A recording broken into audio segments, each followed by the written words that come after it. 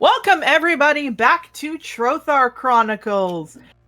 We are down 2 members because they're being lovebirds. Good for them. But we have 4 fantastic players here today. Players, give us a shout. Oh, what was that?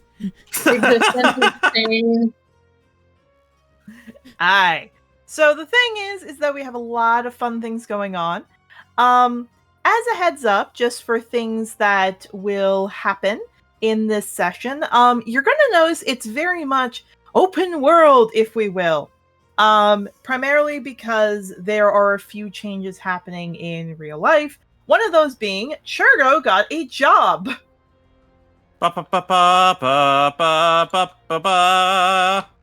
I am very, very proud of him. I am so happy I did the tournament arc, however, because holy shoot, we kind of need that time to get into a rhythm and help figure out what's going on.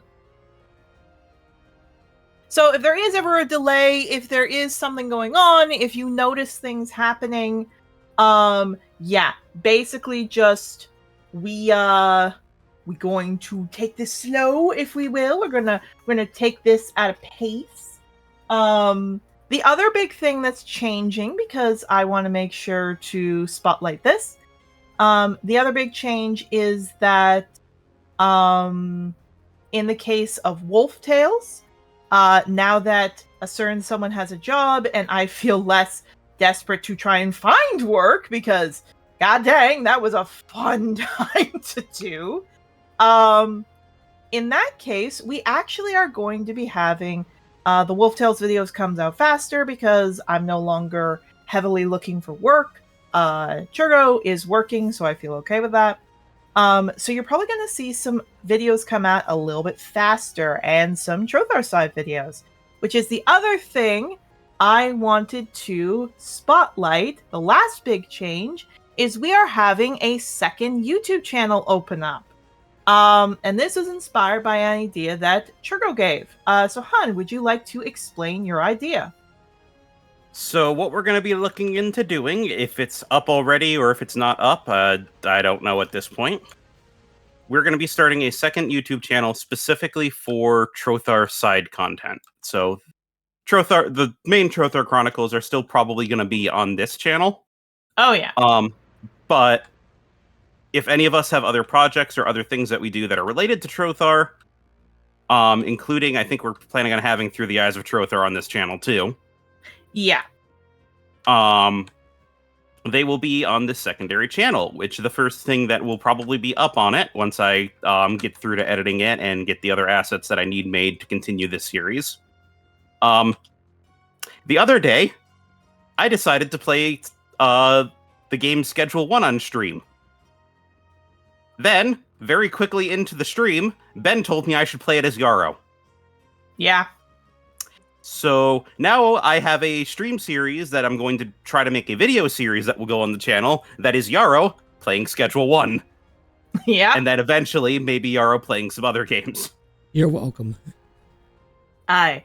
To explain why we're making this separate channel, I am so happy you all like Trothar. I kind of see with the views, however, that there is a huge spike to Wolf Tales and a huge dip for Trothar. And to be honest, it's very fair. The Wolf Tales videos take a while. Trothar was to help with that gap. The current Wolf Tales we're working on, that one is taking a lot of work, and I don't like to do multiple Wolf Tales at once. I just like to focus and give one at a time attention. So to help out for people who really like the Wolf Tales and may not like Trothar as much, we're putting these videos on the side channel just to not bog people down.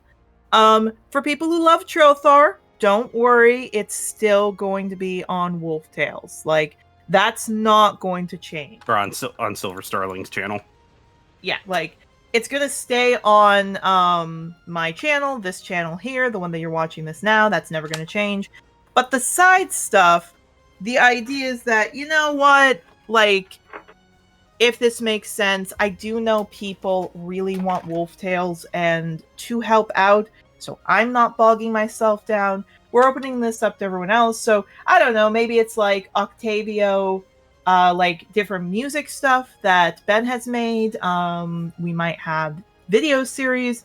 I don't know. Maybe the group's going to play Uno as their characters one time. I don't know. We're going to see where it takes us. But these videos are going to be released here. I don't want anyone to think that, like, you know, I don't want anyone to think that I'm ashamed of the Through the Eyes of Trothar, or this is going there because, you know, it's easier to have two channels. No, this is just, hey, we're putting this out there. We're having some fun. This is what's going on. So those are the big changes. The only other change that I can think of that I'm like, oh yeah, we should put this down here. Due to the fact that Churgo did get a job, it's unfortunately at a time that means we have to move Trothar later. For us, normally we record at 3. Churgo will not get back until about 4:30. So to help out with that, we're moving it a little bit later. That's important because what it's going to mean is that Ivy's player, who is on the other side of the pond, if we will only be able to come in for the first half. So if you see in some of the videos coming up where we're focusing on Ivy a lot in the first half, that's why we want to make sure Ivy gets a good bit of time, not coming in here and waiting. But that's just the main setup. So players, that's all I can think of, unless anyone else has any other big announcements. I don't think there's anything else going on. Shadow the Hedgehog is a bitch-ass motherfucker. No. So I'm getting older. Is that an important announcement, or? I have no question.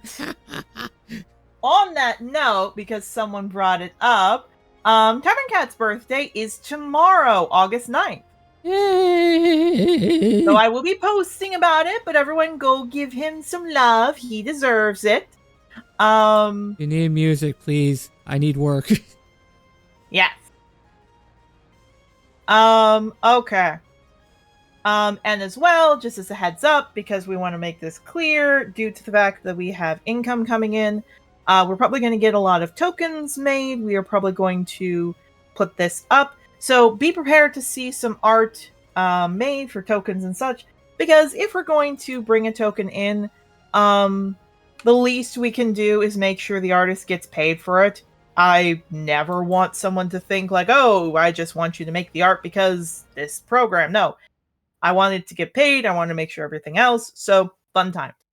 All right. So that out of the way, let's get some content warning up.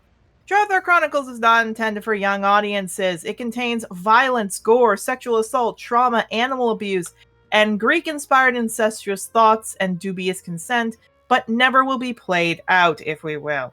The idea is that this one coming up is going to focus primarily on bullfighting. So the not very lovely tradition of scaring and stabbing a bull until it submits. It's great.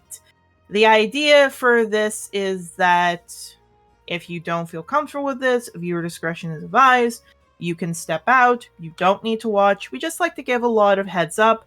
When we get to Dawnford, that is going to be the big thing, which is bullfighting. The other big thing to note for this one coming up is specifically that, due to what I have talked with a few players, cults might come up in themed talks before. We saw a little bit of that with Yarrow meeting up with a very strange guy in the middle of the night. That's going to possibly come up a bit more. So please be prepared for that. And again, viewer discretion is advised. Please do not force yourself if this is something that will make you uncomfortable. We never want people to feel uncomfortable when they're watching this show. So, is everybody ready? Yeah, probably. All right. So with that out of the way, let us go into what happened. So last time, it was really just a getting set up for what's coming here. Everyone got a chance to come to terms with and spend time with a few people to help them finish up getting prepped for the first day. One of them, manage to find that they have a big wolf boy who will rip people apart and possibly kill them, because if you rip apart a Silky's fur, you kill them, so he's willing to murder. Boys down bad. Alabaster has a very protective streak. One of them got so drunk he had a lot of sex with a girl he liked, and a goat witnessed it all. I don't want to talk about it. One of them got to have a lot more feminine revealing clothing and made himself feel very happy, as well as have his fur turn white for a bit because he got to see his sister was having fun with a giant fear god. The giant fear god. The giant fear god. And one of them took a boy. nap. One of them took a nap, which is Maple. Oh, God. So, today we have the time where we are going to be having fun, enjoying ourselves, but the players get to wake up before dawn has even broken the sky, as a certain ceremony is happening. And it is a certain time of morning. So, again, for everybody here, you all hear a knock on the door. And you hear Jocelyn go, "All right, all of you, wake up. Time to come down." Okay, and then he rolls out of bed. Yeah. Mabel, I need you to come with me personally now. Fine. Just going. Yeah. It takes you about 5 minutes to get settled. Moonflower isn't with you. Vulture is. However, when you open the door and you see Jocelyn on the other side, she has Moonflower. Yeah, looks at that. Go grab my puppy. You're late in the funeral. Come on. And she starts to turn. I will say Mabel doesn't look that upset about that. It's just like, oh, okay. I would have liked a little warning, but okay. Yeah, essentially. Just like I would have liked to be given a heads up, but sure, whatever. This is actually probably my dream job. Yeah, she looks over. Sorry about that. She looks. I'm literally only allowed to come here and tell you that, and then I have to go lay down. But she does turn and hands a scroll to you. Could you please give that to Spotheart's mom? Well, Just nods. one of his moms. He's got two. Nods. She nods. She walks. She parts ways. She heads back to the healing area, and sure enough, there's a long procession of students with older students carrying lanterns. Many of them are wearing black. Many of them seem to be covering up their badges, like their crests, with a small little piece of fabric that stabs into it that blocks the crest. And for everyone else left in, again, you hear students go, "Come on, time to wake up."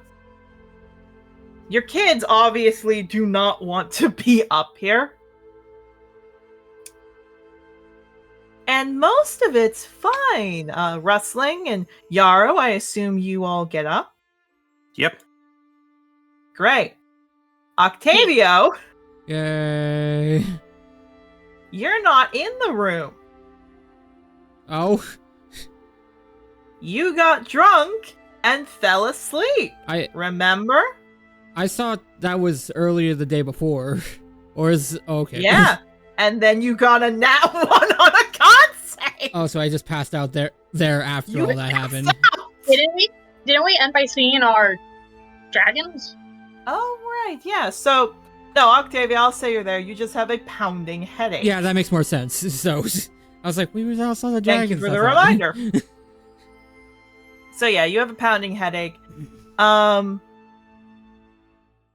The older students who's there looks like she's someone, a tabaxi Scottish fold. She hands out little patches for all of you. Again, it's a very simple, like, pins on one side, pins on the other to cover up your patches. She does look. I heard one of you were in the choir. Yeah, that would be me. Yeah, put on your outfit. You're the only one that gets to do that. And she turned. Okay then. He then kind of looks away, looks down, like, shit, I gotta sober up. As he goes back into the bathroom. He's going into the bathroom and just kind of like drenching himself in water to try to sober up. It sobers you up a little, not a lot. So a very quick and easy solution. You throw some pants on. Your kids obviously are not going to be expected to come here. But Ghost seems to perk up his head, hearing all the commotion, sees all of you, does a thumbs up like, yeah, I'll make sure everything's set, and just close the door. This puppy is tired. He just wants to go back to bed. It's like 5 a.m. Puppy. A little Ghost guy. just wants to sleep. No offense, he's very happy that Spotheart like saved Rustling's kid, but like he just wants to go to sleep. I'm surprised Rustling's kids don't want to go. They're younger than Ghost. They don't want to wake up at 5 a.m. Even, like, Daria may come later, but it's 5 a.m. They don't want to be here. Mabel's like, nah, he can sleep. Let him sleep. I'll also say Rosa and Vulture seem to stay behind too. Not because, like, they don't want to come, but they also seem to understand, like, okay, owners' parents are going and the kids are here. We should stay with the kids. They're smart little babies. So all of you walk. And I'm going to take you over to the fields. Oh boy. It's very dark, so those with dark vision, very easy to see, like, able to get through. There's nothing wrong. But you guys have passed through this place many times, and it's not until it's, set up with all of these things does it kind of hit in what's going on. It's a very basic setup, mostly because they didn't have much time to prep this up. But there is a track field that's made. Looks like the grass has been patted down and rolled out and ripped up to make it easier to run. There are fight pits. There's an elemental ball temporary field. There's specialty tents that are made for it, and it's big. It's right in between here and Dracodale Academy and the Merchant Fields. So it's actually quite big. Every student looks like, in the light, they take a candle, but don't light it. Mabel, because you were out there first, you see that Morven looks like he's talking to 2 female gnolls. They look to be specifically, one is a hyena. Definitely looks exactly like Spotheart. Got his same, because he's like a striped hyena, so he had, or not striped, like a spot hyena, so he has the spots and he had the nice thick fur. One of them is a cocker spaniel female, so she looks like she's just holding hands with this one, still crying a bit. There's also, which possibly this is where this came in from, a male hyena, Noel, who kind of is standing a bit to the side. Maybe he's a surrogate, maybe he's something else. He also looks like he had Spotheart's build. And the last thing is one Noel who looks like he's very unhappy at the side, looking down, looking angry. And a dragon. A very big flame dragon who is just standing there. Looks like this is the morning party. Morven lifts his head up, sees you, gestures for you to come over. Yeah, it goes over. I will say Mabel's never been in this specific context before, but Mabel knows how to function in front of groups of people. So Indeed. very much against this bitch's nature. Mabel like kind of stands up a little straighter and is like smiling in a way that they normally don't. Yeah, Marvin looks at that like, okay, that's new. Yeah, because Mabel's normal smile is a little off kilter. This is like very clearly mimicry. Mm-hmm. Not like a wide smile, like kind of a sympathetic smile, I'm gonna assume. Yes. Like Yeah, very much just like no, not like being like, oh my god, this is great smile. like trying to be sympathetic. That would be very they're in context they're mimicking their mother. Yeah.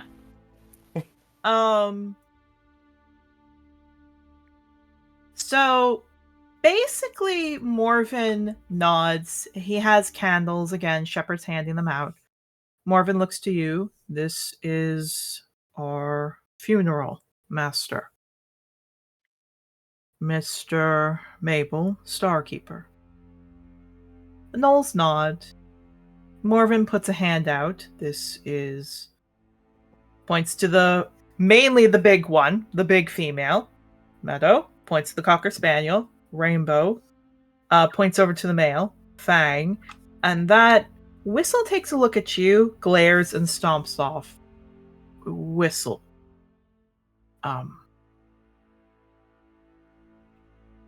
Give him time.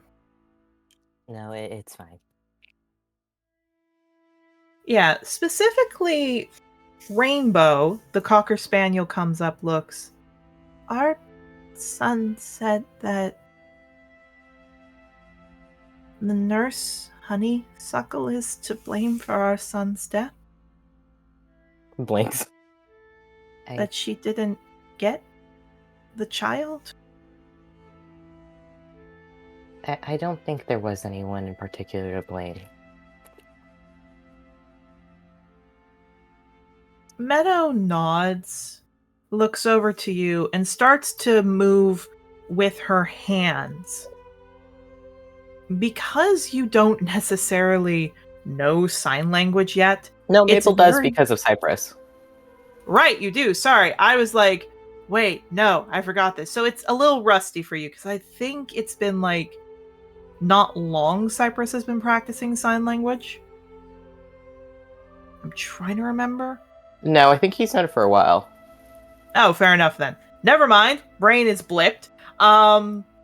So you basically see Rainbow go, I'm sorry for Whistle Pelt's actions.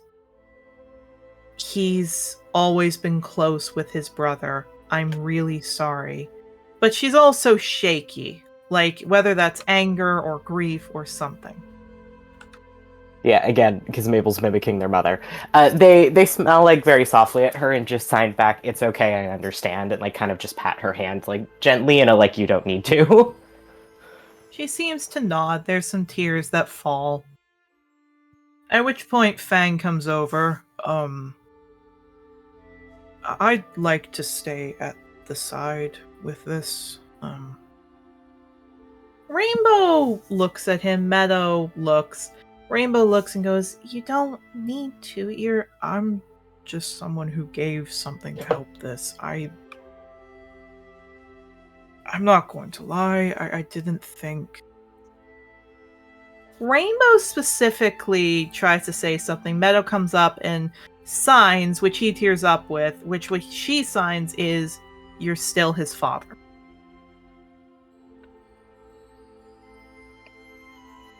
Yeah, Mabel's just watching politely. Indeed. Morven, as soon as they're talking and they're walking off, he looks to you. You do know how to do a funeral, right? I've watched a few. I really hope you know how to do this. Also, please ignore Whistle. We are running an investigation as to why Honey did not move Daria, but it's mostly from what we've just gathered. She was just too weak to move. Nods. Again, I don't really think there's anyone specifically to blame. He nods. I mean, other than Tossie. He nods.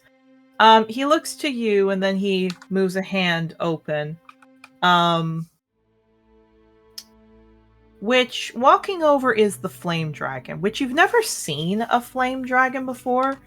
The flame dragon is very big, and by this point, I would love to say Octavio, Rustling, Yarrow, this point you all would have come, because you didn't leave too late after Mabel left. So you do see he's talking. We're gonna get to interaction with you, because Whistle is actually looking at all of you. Oh boy, I figured. However, what I will say is that Morven walks up when the light hits the tree line and the sun comes out, and he puts a hand over to gesture to Flamewing. That is when Flamewing will light the pyre, at which point everyone will be taking a candle to light it. They will then put the candle in these small little glasses or lanterns and carry the flame with them during the ceremony. Flamewing just keeps his head low. His flames are very, minimal. You actually see, because this is a primal dragon, the scales are very thin. It looks like, much as it says, the fire is what keeps a flame dragon alive. And he's not doing well, it looks like. Yeah, just like, The dragon nods and walks off. Mabel, you are gestured over with Morven to come to a stage. For everybody else. Oh boy. I swear to God, if he fucking blames my daughter. He walks over. You see that, again, the parents, you can guess who they are sad, you can guess everything else. You see walking up to you all is, again, it's a spotted hyena gnoll. He's got blue eyes and he's got this extra fluff bit on his tail, and he's walking over, kind of just looking angry at all of you.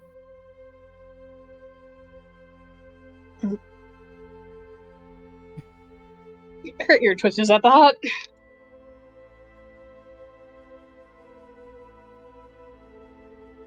Yarrow just offers a solemn bow.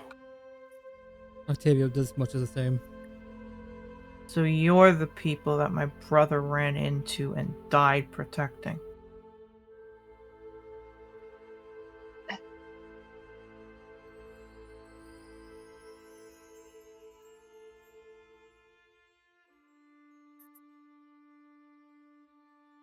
As a player, that's one way to start a conversation. Yeah. He kind of puts his ears back. Why didn't any of you go in? Why didn't any of you go to get the kid? One of us did, and by then it was too late. You didn't see your kid wasn't there, and you just let someone else handle it? Okay, out of context, the player wasn't there! Mabel barking. And his fur bristles up. My brother didn't need to die in that horrible... At which point his ears go down, his fur flattens, and he actually tucks his tail.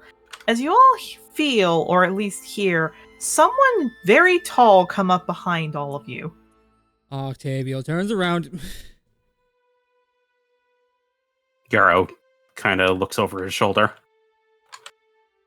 It's Alabaster. Scary dog privilege at the worst possible time. Here's the thing, however, he's not looking angry. Remember, Alabaster and Whistle are in the same year. Oh, right. Again, I'm sorry, my head is kind of pounding, so I'm a little woo. No, that's fair. He looks, Whistle, that's not fair. Yes, it is. He was what a rider would be. We've done this no matter what happened. Whistle just snarls. He raises an eyebrow. You want to get angry at them? Fine. Save it for the tournament. Which Whistle looks to all of you. Yeah, I will. And he stomps off. Alabaster sighs as he puts his ears down.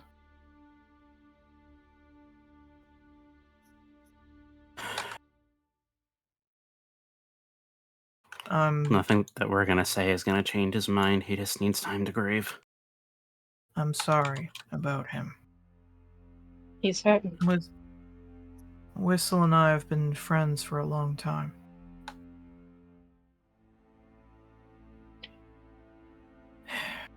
I'm not gonna hold anything that he says right now against him. When we're hurt him, it sometimes feels like the only thing you can do is lash out. Given the I don't want you all to think he's normally like this. Just that's his brother, so I mean, it seems only natural to react like that. He not. If I could, I'd find a way to bring him back. I wouldn't. Bringing him back would mean necromancy, and there's one thing I know. Spot wouldn't have wanted necromancy. It was by his own admission that they decided not to revive him, wasn't it? Well, yeah. When you're revived, you get a death scar. I don't think he'd want to deal with that.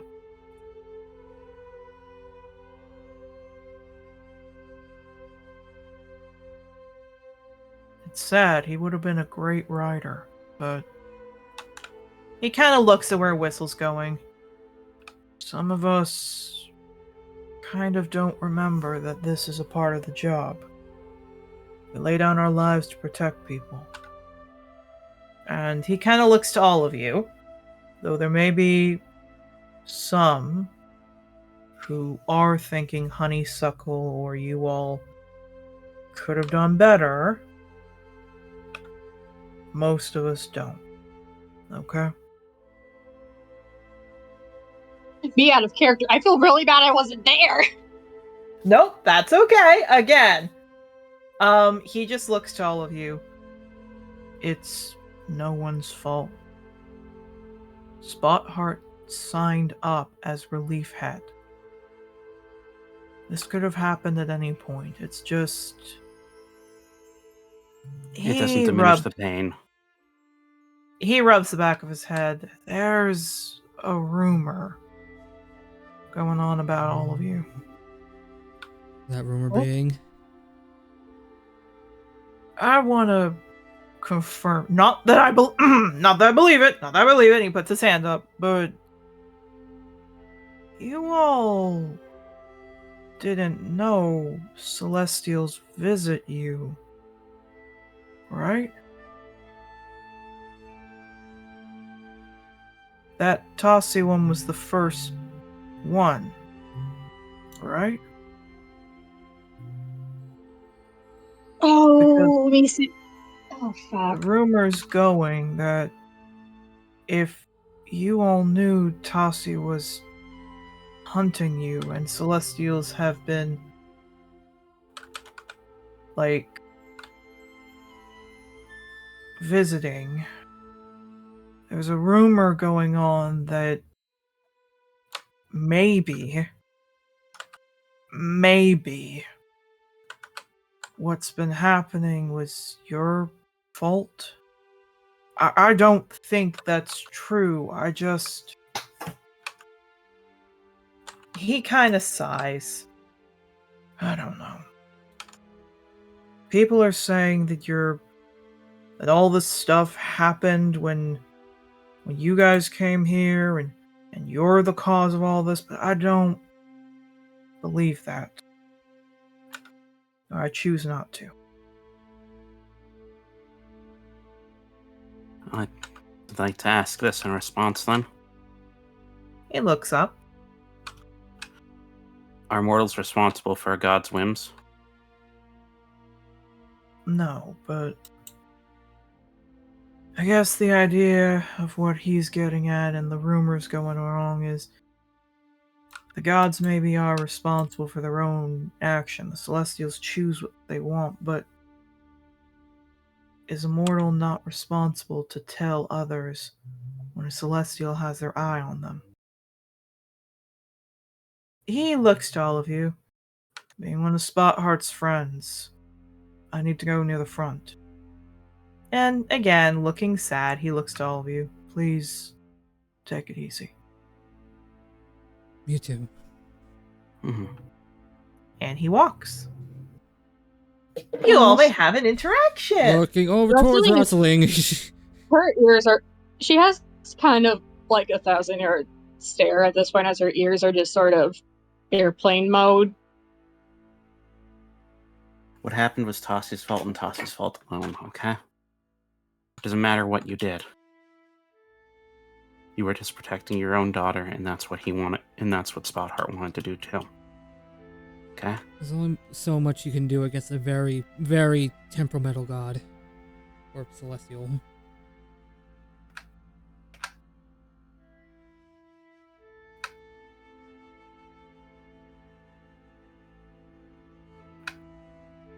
Yeah, and Rustling looks like she wants to say something, but she just kind of closes her eyes, breathes. This is... time meant to focus on Spot. Let's just do that, okay?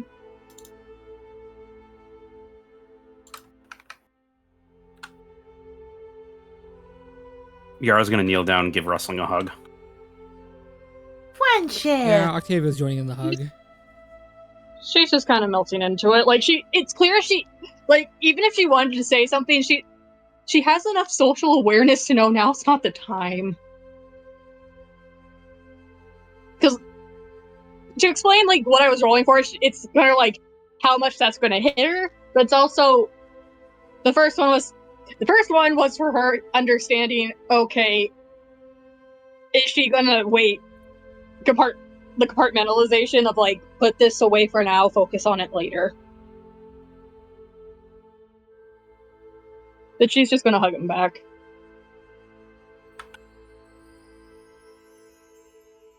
Alright. Do you wanna ride on my shoulders for now? If that's okay. Of course. And he's gonna, after the hug, just kind of lift her up and put her on his shoulders. You're gonna perch there, just trying to... If it wasn't for the fact she's going to therapy, compartmentalization wouldn't be a thing, but she has that at her disposal currently. So...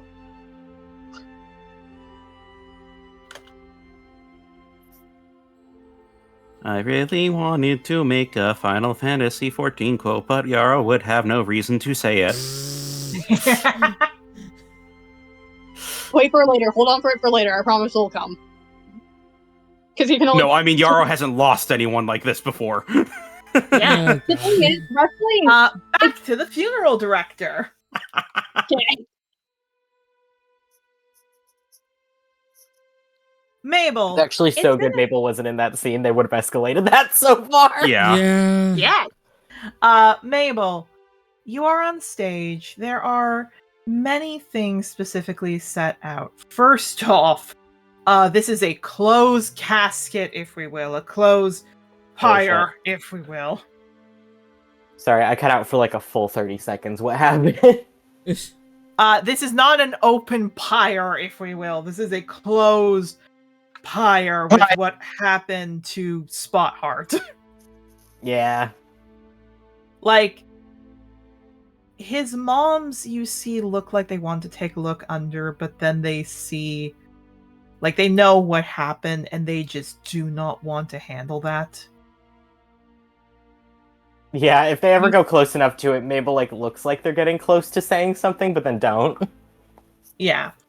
You see Flamewing is very close. You see Fang looks like he wants to. You do see very clearly Whistlepelt is getting mad at the other members and specifically seems to be snarling at Rustling. Just watching that carefully. Yeah. The interaction happens. He leaves. He comes up to the stage, sits, glaring at you, and then sits to the far side. Like he does not want to be here. They're just ignoring him politely. If they were not in the middle of doing something that they have to do, they'd be escalating this, but... Indeed. So, as always with funerals, again, the games will celebrate their life and everything else. You're mostly getting the herbs ready. Offerings for Zagreus and everything else. Obviously, the soul has left a long time ago. Also, 1 second, just gonna cough for a bit. I'm so happy we got rain. God, the shift in pressures. Anyway, so the idea is that the best I can describe this is you have a lot of herbs you need to do. Ironically, Cypress is one of them. Vervain and a few others. As you lay the flowers out and everything else, the offerings usually are gold coins, which, to say how much Fang and the family love Spotheart, they don't just give gold, they give platinum. They're giving platinum pieces, which is very, very generous.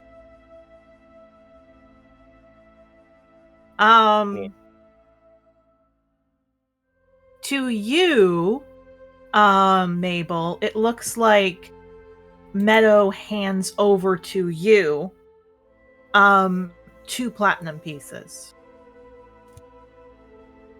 Yeah, looks at that. Is she the one who signs or no? Yes, Meadow is the one that signs. She's the hyena.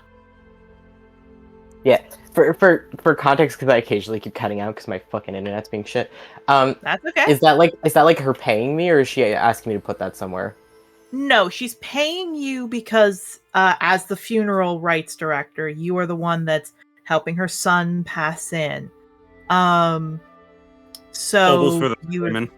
Okay. Yeah, basically, the idea of coins for the ferryman. In this case, it's you are helping my son pass on. I'd like you to have these. Yeah, Mabel will kind of sign back to her. It's okay. I don't need money. She's giving you a firm look and shoves the coins at you. Just blinks, nods very quickly, like, okay, takes it. Whether it's pride, or maybe this is because she's like, my son did this, do not respect him by not taking the coins, you have no idea. Oh, they backed down immediately. They're like, okay, fine. You also know, because you are the one that's supposed to do this, the part that is the pyre right now, like people are kept away and the parents don't want to look. Morven brings over the oils, the holy water for washing, and the garments and jewelry to place on him.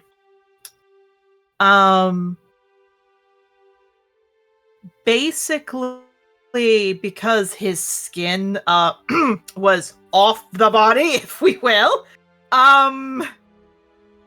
this basically is you can't really wash him. That's gonna cause worse. But you can wipe him down, holding the skin. You can pour some oils on him. Yeah, they're gonna do that. Yeah, you do. In a way that people can't see his body, because Mabel doesn't mind seeing something like that, but they know other people do. Yeah. Which is probably why Meadow and Rainbow want you to do this. Obviously, he can't be dressed, which is probably why this is so upsetting. Because in a way, Tossie has desecrated the body, desecrated the funeral. There's belief in some places that this could mean, and I'm just giving this to you because you're a goddamn grave cleric. I don't need you to roll this. This is my entire domain. And also, you know the ceremony spell. Yeah, I do. Basically, the idea is that the funeral can't happen normally because you can't put clothes on them. You have to lay it on top of them. You can't put the jewelry on there. It's basically just an entire possibility now that he can't rest in peace, which is why there's so much grieving, and very much probably why Meadow was shoving the coins at you, because it's like, my son can't have a normal funeral, just take the coins so I can feel like it's a normal funeral. Yeah, it was like, okay, fair. But he's ready. They seem very, very sad. Fang, the father, is sitting beside them. Fang tries to pet Whistle's head, and Whistle just shoves his head away. And basically, the sun's gonna come up in 30 minutes. Moonflower just pants and is looking up to you as she stays by the body. Yeah, just watching puppy. Alright. Mabel, is there anything else you want to do? I'm gonna cast the ceremony spell. Indeed. That's gonna come... Actually, there is no ceremony spell that happens. It's done in a different way. Well, I know that, but there is a funeral rite ceremony spell that probably be useful here. Fair enough. That's gonna come a little bit later that they'll ask you to do that. But is there anything else? Just because I also saw the message I got sent in responses there. Oh, I meant that pretty much exclusively as a joke, but like... Oh, fair enough. I meant that pretty much exclusively as a joke, because I don't think they'll take that well. No, they do not want revival. I meant that entirely as a joke. Like, Mabel's not gonna offer people at a funeral to revive their kid. Like, if they haven't asked already, they don't want it. I feel like off-screen, like, Morven grabbed Mabel. It's like, Mabel, he had do not resuscitate on. Oh, God. He had do not, he had a do not revive order. Funny enough, Morven does DNR. Yes, Morven comes up to you and, not raising his voice high, he just has his head low. Please do not talk about revival to them, and do not mention necromancy. I wasn't planning to. If they haven't asked already, then they have no interest. I know, He kind of puts a hand on the... Like, he puts a hand on the shroud. Yeah, Mabel just sighs.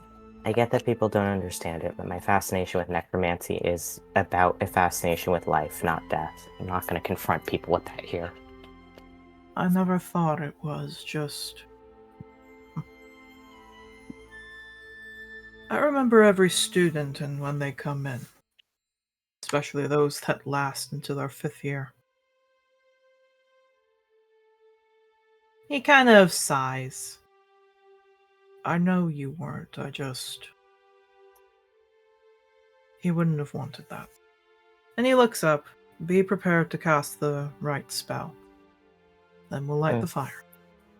Just nods.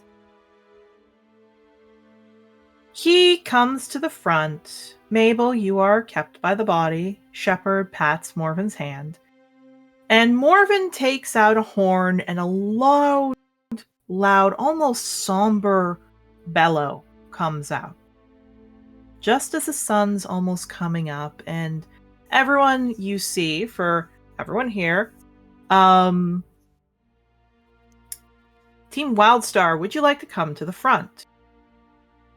Yes. If we're being ushered there, then yes. Yes. I'm on his shoulder, but I'll probably hop down once we're up front. As you're walking, Juliet grabs you by the arm because she just finally saw you, grabbed you, Octavio, and dragged you over to the side. You see the other members of of the choir are here. You see specifically Rose is there, and she's also trying to like wake herself up. But you see everybody getting ready. Julia looks you over. If I find out that you can't perform because you got drunk the night before this, I'm gonna wring your neck. It's fine. This hasn't been the first time this has happened. Nods. She looks more upset than usual. She walks off. And funny enough, one person you haven't talked to at all is Flair the Rooster Aarakocra. He comes up, looks to you, looks at her, looks to you. Don't take it personally. I try not to, especially in this line of work. And this is the part I didn't talk about. He looks over. They used to be exes. He blinks, looks back. Shit, now I feel even worse about doing that last night. Okay. It's fine, it's fine. I know. He looks. I just wanted to give you a heads up, buddy. Like, look. I was in the same year as him. Not gonna lie, when I found out what happened, I poured my heart out to a lot of drink. Just try to be, like, really, really professional with this, okay? Trust me, this is one of the last places I feel like showing off is appropriate, so... Not. They used to date, like, first year. It's been years since they dated, but... he shrugs. Given her reaction, they're still... I would say at the very least friends. They were. He pats your back. Oh, get ready. Yep, Saracen gets ready, kind of gives over a look at Rose, giving the look of, I need to talk to you later. Anyways. Indeed, she does as well. So, the choir is ushered up. The Songhart Serenades, or I can't remember what the name of it is. I think it's Songbird Serenades, I made it. I don't remember. I would love to say as a DM, sometimes Songbird. I make... Songbird, Songbird, yeah. thank you. Because they're all birds except for Octavio.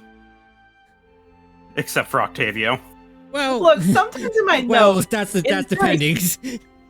Yeah, some of them are, but what I love is sometimes I make things in my notes where I'm like, dang, I forgot to do this. And like on a whim in session, I'm like, yes, it's this. And then I'm like, frick, what did I call it before? And then I didn't write it down. Yeah, and then I didn't write it down.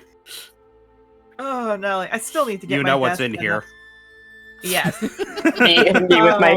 me with my Genshin campaign, I already forgot Condor's siblings' names. Okay.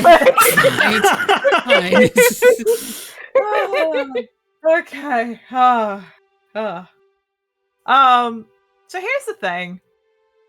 Everyone's up. Morven looks sad. He steps forward. Today, and for many days, we honor the loss of a life. A life of a true dragon rider.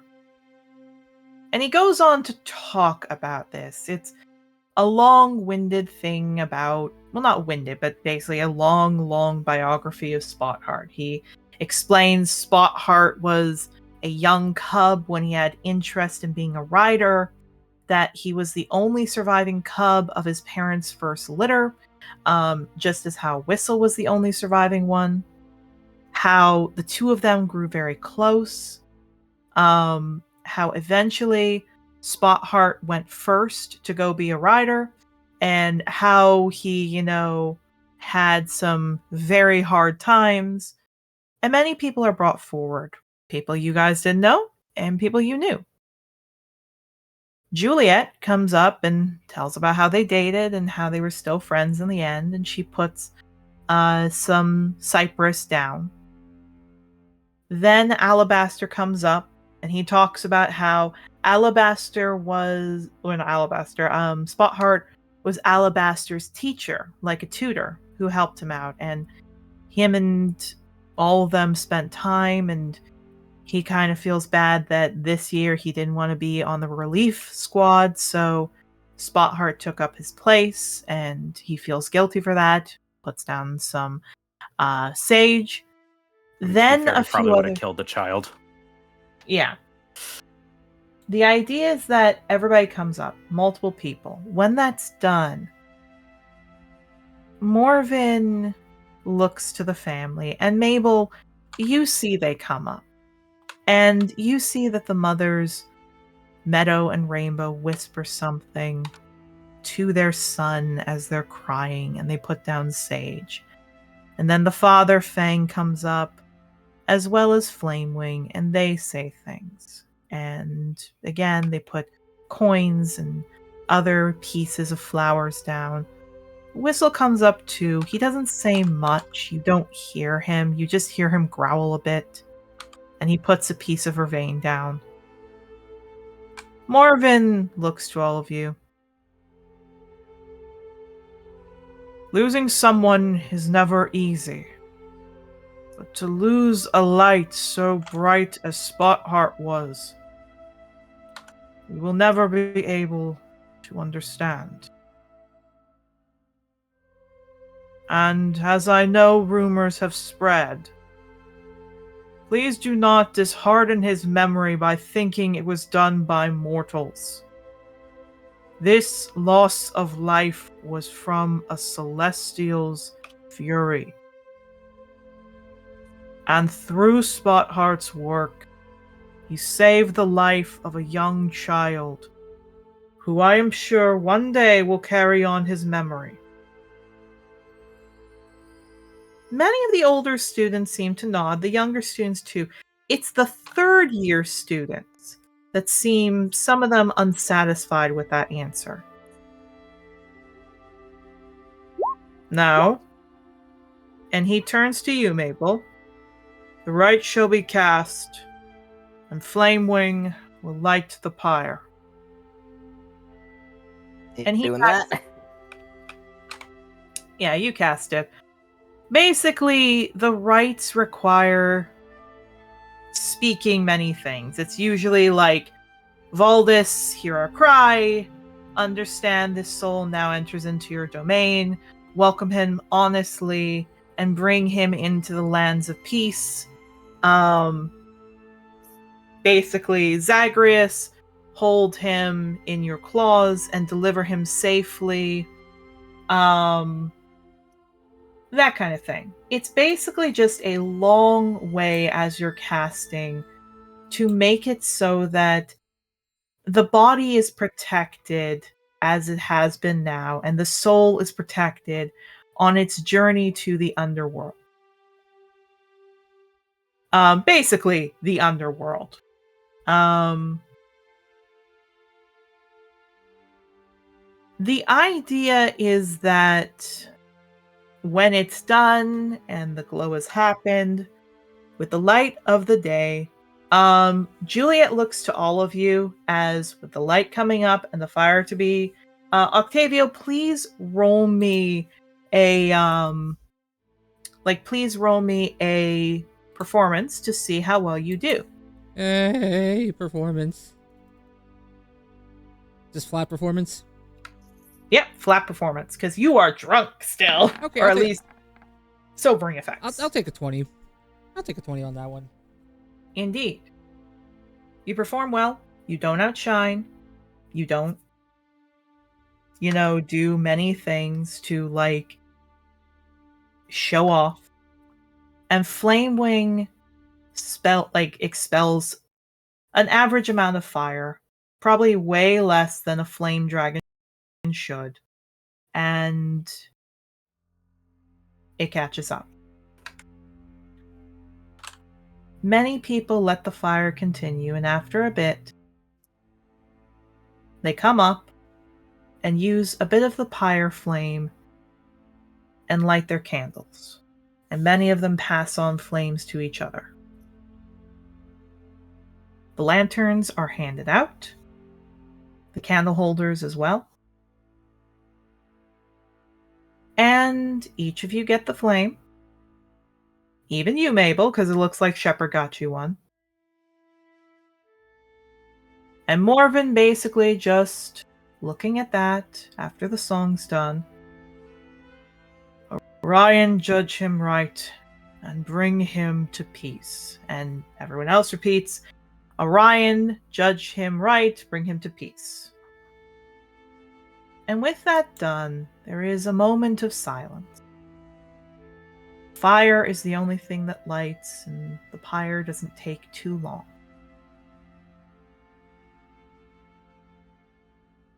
At which point, after the pyre falls and it crumbles into ash, Morven clears his throat, with the sun now above the tree line. Let the games begin. And a very loud set of trumpets blare. And surprisingly, because some of you have not been to these, there is cheering now. And many people head off to different tents. Quite a few people hand in scrolls and slips of paper that looks like they're traveling, and they leave, still carrying the flame with them. So, all of you, again, are expected to come down. Before you do, Mabel, there is a paw that lands on your shoulder. Yeah, looking. It's Meadow. And she just signs because Rainbow is getting comfort from Fang.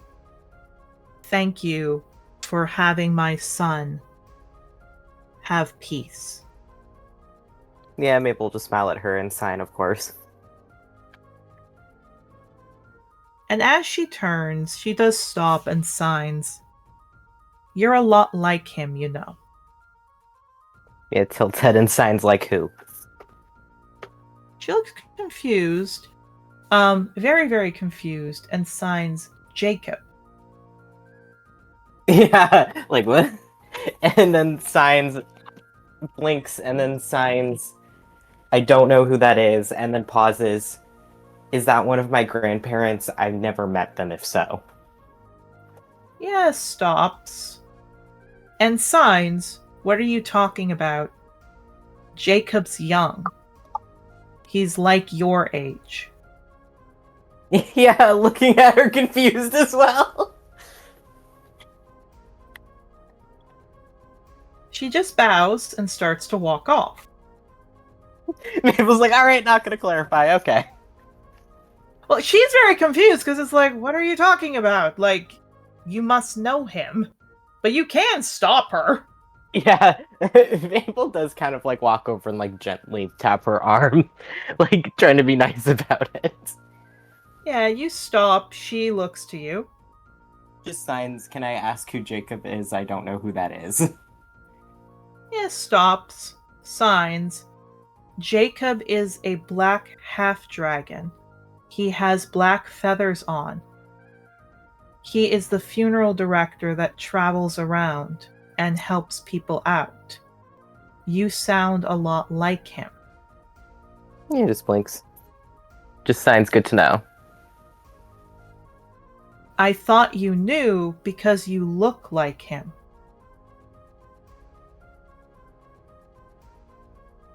Just nods slowly. Nods, and she just walks off! Oh, I think I know what's going on. Oh no. Didn't you say you had a relative that married a black dragon? Yes. I think you have a cousin. Yeah, Mabel thinks for a second and then pauses and is like, oh shit, that's my cousin. I remember this cousin. No, it's not. It's not. Because her name's not Jacob. Oh. Their name was Samuel. Oh yeah, you're right. Yeah, just looking like, what? Wait. Who the fuck? I'm sorry, hon, did you just purposefully make a Bible reference? What are you talking about? Okay. Never mind. I just picked a name! I will say, any of Mabel's family could be Bible references, because I purposefully named Mabel's parents after saints. But anyway. Okay, fair enough. Yeah. No, the reason I'm asking is because those are Old Testament names. They are, yeah. But no, Mabel fucking blinks at that. I need to stress that this is where Mabel's brain is going, because this is an aspect of Mabel's backstory that has not come up. Mabel is once again going back to that, like, every few months doubt that they have, where they're like, did my mom cheat on my dad? You don't know! The doubt is coming back, the every 6 months doubt. Jesus Christ. Yeah. You don't know. I thought I settled that, but nope, well, it's back again. Indeed. So, would you like to go back with your friends? Sure. Indeed.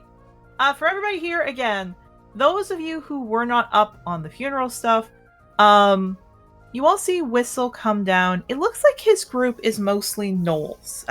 It does make sense that as the teams get older, oftentimes they swap in members of their own races. So looks like a Chihuahua, a Cocker Spaniel for 2 of them. And then the others look like different kinds of maybe hyenas. They seem to talk. They kind of give you all a hard stare and walk off. Just ignoring that. All right, everybody, you may please interact.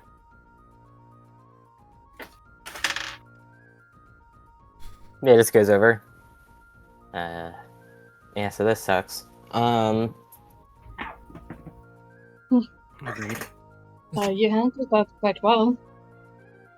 I wasn't all that worried about it. I've been in public. I mean, this wasn't real. I mean, sort of religious. I grew up in a temple. I wasn't that worried about it. It is a process, essentially, so... Yeah. Albeit not a funeral one, because the Agnes Temple doesn't do that, but it's actually not that different. Just shrugs. I mean, you are connected to both Valdis and Zagreus. That's probably why Morven chose you to do it. Hmm. Well, Morven chose Mabel because Mabel is the bride of Zagreus, so Mabel has to do these. Nepotism. Oh, yeah, right, because you just got married. Yeah, it's basically Mabel has to perform the duties of Zagreus as if Zagreus was here.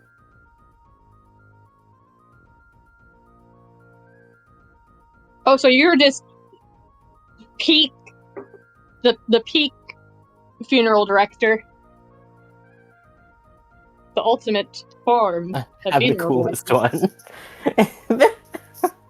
No, Mabel just sighs. Are you guys fine? I saw that his brother walked over and he doesn't seem exactly like he's in his right mind right now. You're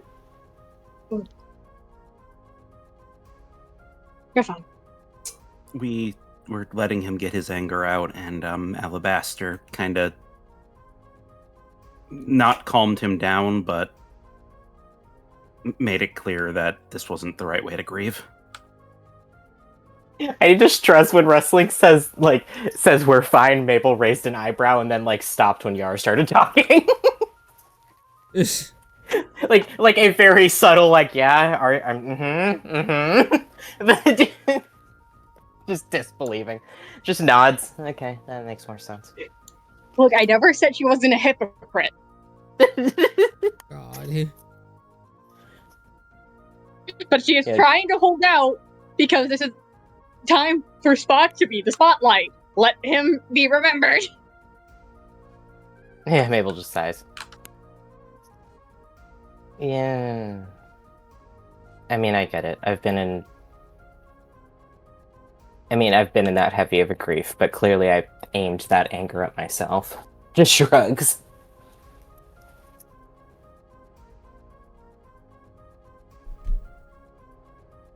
Probably the best I wasn't over here. I probably would have yelled at him.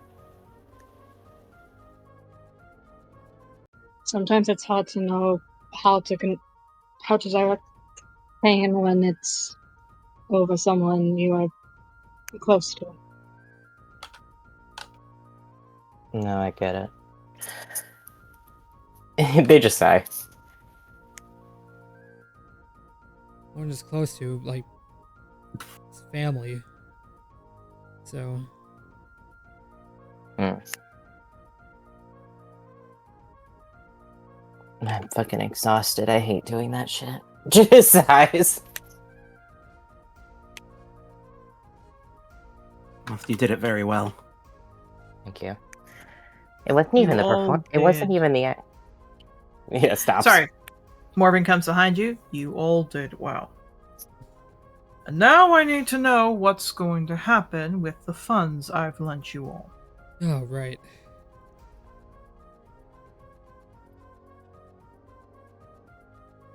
Obviously, the cardboard cutouts will have their time. As he looks to all of you, would you like to bring people over?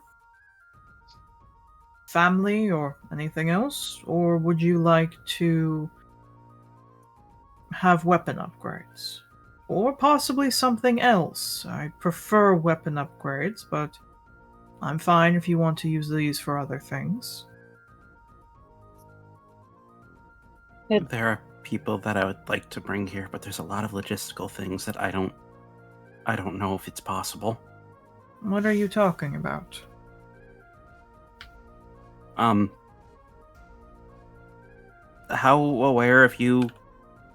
aware are you of where I'm from?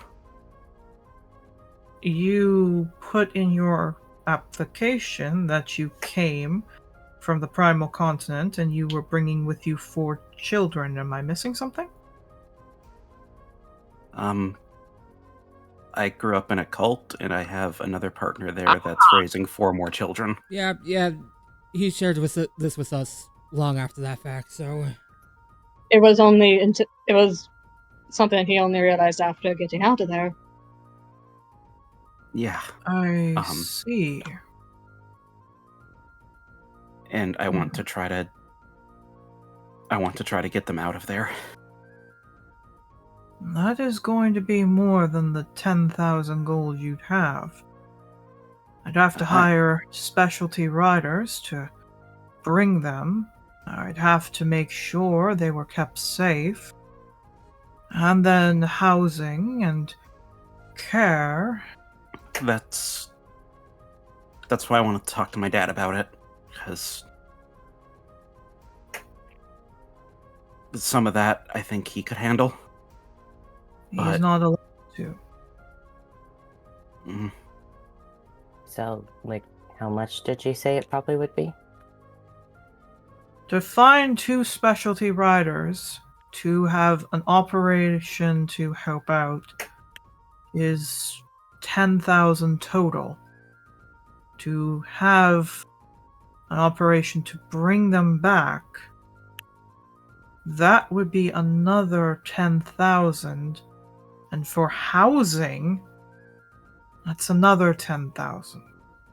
Well, what I was thinking is maybe I can convince the leader to let them out if I do say that it's for a short amount of time. And then after they're out, then my dad can take them back to the capital. And just to clarify, each of us have 10,000 each was the thing. Because Yarrow can use mine. Well, that's the problem. You said it's a mother and 4 children, right? Yes. And that's the problem. It's not necessarily about using your 10,000. It's the problem of finding specialty riders. Those cost coin. He looks to you, Yarrow. Are you sure this is what you want to spend the money on? There are many other things you can get. To be honest, there is something I was thinking of for you, personally, with how you've been acting, that I think could do you better, but if you want this, that's fine. I decided to come here to become a rider because I wanted to keep the people close to me safe, and if this is the opportunity to do it, then...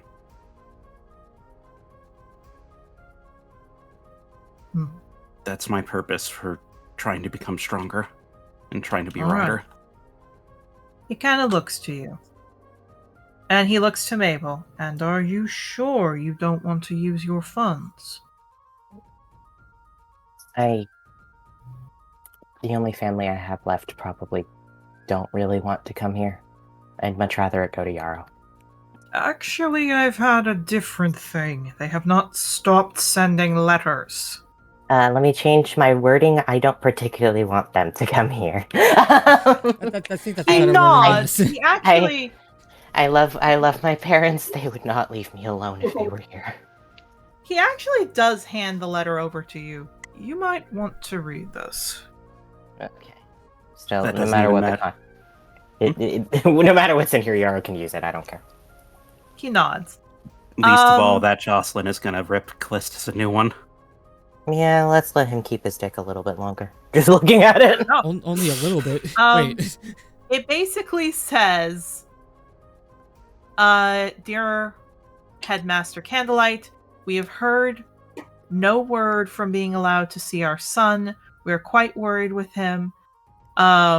We have heard word from a high prophet of the Tassi Temple that Tassi has gone on the rampage at Angador Island. We are very concerned for our son's safety. We ask permission to come through. We will use our funds if need be. We beg you to allow us access to Angador Island. Mabel just sighs and hands the letter back and just goes, Yarrow can still use my money. If they want to come here, that's fine. I mean, I guess that's up to you. But are you sure you want that? they'll be coming no matter what in December for the parent-teacher conferences, but are you sure? They're not going to calm down. I don't want them here in December. Shakes head. Oh god. Wait, what part of December? Like early or late December? No, late December. We always Okay. have about mid-December to late parent-teacher conferences. Oh, that's gonna suck for me. Okay. Octavio hears that and he's not speaking up. He's just giving a thought of, oh shit, what's that gonna happen with me? What the fuck does that mean for me? What the fuck? Look to If you. you want them to stop asking, you could just write a letter to your dad saying, by the way, Jocelyn finally found the note. Yeah. Just looks at that. No, you should probably just let them come here. They're not going to calm down unless they see me. But Yarrow can still use mine. If you're Wrestling sure, looks. Oh, sorry. if you're sure, then all right. And he looks to you, Yarrow. We still need then the housing costs. If you want, you can cover that yourself. How much? But that...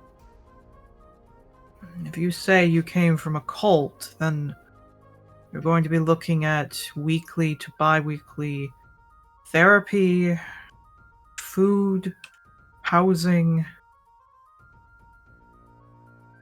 It will be a lot. Especially since we're going to have to kidnap them.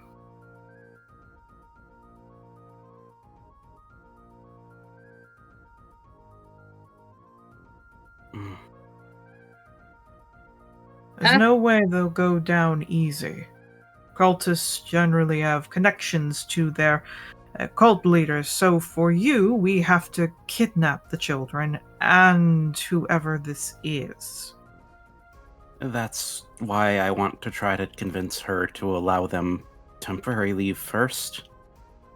Because she's keeping a very, very specifically close eye on them. I don't think that's smart. Unless you know somebody who can go there. It's very difficult. He bows his head. Now, he looks over to Rustling and Octavio. Would you both like someone? Or are you looking for something else? Even if I wanted to bring the people who I do, that I have thought about over, its circumstances are too complicated to do so. Yeah, he nods. I figured it would be this. Oh, sorry? No, you finished what you were saying. So, in my situation, I just have to wait and hope that they can hold out. But I can at least make sure I'm more well equipped for when I can get them. Indeed.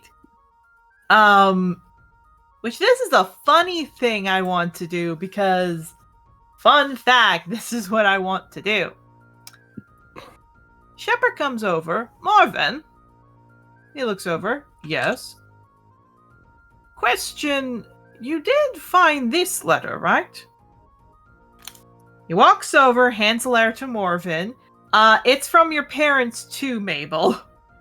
Mabel's like, oh god. Marvin blinks, cuts it open, holds it, blinks. Screw the consequences, Headmaster Candlelight. We will be here on October 1st. What's today? October 1st! Mabel fucking just like their wings flare and they're like holding their head a little bit like, oh god, oh god, oh god, oh god, oh god, oh god. Mabel's wings hit Octavio's like, ah! Wrestling will hold Mabel's hand. I mean, this is one way to meet the parents. Oh, this is gonna go terrible. Okay, You are a great teammate, Mabel, and a great friend. Mabel turns to Yarrow and is just like, oh cool, after I just gave you $10,000, whatever. Don't. We'll work with it, okay? We'll work with it. I don't want you guys to interact with them. It's not gonna go well. I've interacted with a lot of people. At this point, I'm just rolling with the punches. No, So, I mean just this fully seriously. Sorry to interrupt. No, Mabel just looks. No, I mean this fully seriously. Like they're not. Like they pause, like they don't know how to word this, and then kind of stop and go. They're not very nice. They're nice to me, but other than that, they're not very nice. So Yeah. Laura looks back to Shepard. How are they getting here? This was a week ago. It takes at least a few, from what I've gathered. I believe they probably hired a private dragon rider to fly them here. That sounds in character for them. Just He for the looks letters? more at the note. Please ensure we have a room with 4 cribs. 5 cribs. They had a clutch of eggs recently. Oh, well, I guess this will be a good time for you to spend it with your brothers and sisters then. And he closes the letter. Rustling just squeezes Mabel's hand. Just sighs. He turns to Rustling and Octavio. So, money, correct? I mean, For item. Oh, sorry. I mean, considering what you said, it was going to be to find someone. Kind of points at Yarrow with his entire deal. I feel like it'd be even more of a price to find someone where you don't know where they are actually at. And You want to give your funds to this? No. I mean, I'm talking about my own thing right now. No offense to you, Yarrow. No offense, but No, I'm not expecting any of you to. This is my own thing. right. I'm talking about my thing. I'm talking about my thing was a certain thing that happened to one of your former teachers. He thinks. Dalmil, I haven't heard from him. And the reason it's less of a cost for Yarrow is, I assume, and he looks to you, Yarrow, you know where they are. Not only that, I know people that could lead you directly to them. Nods, like, fair. Yeah. Whereas all I've known is that Dalmil has been literally like in every area I've been to outside of the school here since I've gotten here, at least at some point in the past. I don't know. That would cost a very hefty 20,000 gold tracking fee just to find him. Right, which, as much as I want to find Ollie, as much as I miss them, I want to make sure I'm prepared whenever I see Damal again. Because I just... sinking suspicion at this point that's going to happen. As much as I don't want that to happen. As far as I was last aware, Dalmel was in the possession of the Sovereign. Not. He looks to all of you then. So, from what I understand with this, and he looks to you, Octavio, items. Yep. Good. Looks to you, Rustling, items. Yes. Quick question. If I'm looking for amulet against detection and location, not for myself, do you think it'd be at any of the magic stores here? He thinks. It's been a while since I've bought magic items. They definitely are either there or the jewelry shop. Thank you. I'm going to give you the warning if you try to go to the magic shop. The whole house is alive. Okay. Yes. What? I can work with that. Octavio just looks over at Yara's like, what? The house is a mimic.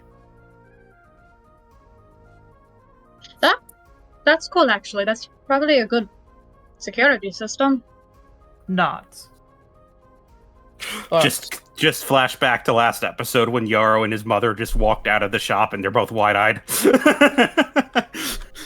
Yep. Nat 20! Oh no, what does that mean? As Morven goes, now, as I was, there is a roar, and you all see a dragon rider with a carriage flying behind them, lands close to the school. Under their breath, so quietly, Mabel just goes, "Fucking kill me." Okay. Wrestling just looked at him, considering I'm quite taken with you, Mabel. No. Mabel makes such a sad noise. Octavio holds up his loot. Didn't you mean to knock you out for like 5 minutes or something like that, or? No, I don't want his parents dragging him off. I would love to say, Clover walks up, sees that, looks at you. So, should I get ready to get smacked again? I think more like you should probably just go. Oh, I'm not Clover, leaving my husband. Clover, on a side note, can I talk with you later? Sure.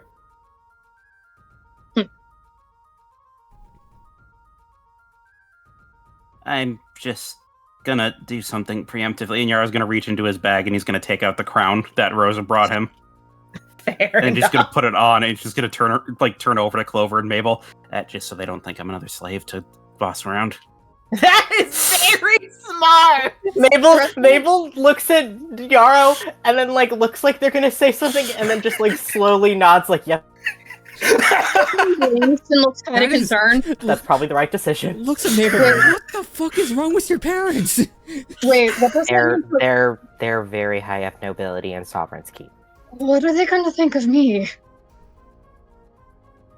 My dad, probably nothing good. My mom, well, she dated an Arcanoloth who was apparently your mother, so we'll see. Oh, that's going to be weird. Oh, don't remind. Oh. Let's not think about the family tree. Let's just get this over with, all right? Let's just let her look at you and then walk away, and then Callista see Jocelyn and then walk away, and then this will all be over. Here's the thing. It'll be over for you. Jocelyn isn't here right now. Remember, Jocelyn went back to the hospital wing. I'll mention Jocelyn. Maybe that will help. Oh, I'm gonna tell him. Clover, I would love to say, is just walking. Let's just get this over with. We're going with you. Oh god, okay. Strengths and numbers, right? And we're your team. They might as well meet us. And I need to meet them anyway if I'm... Would it help if they knew I was a princess?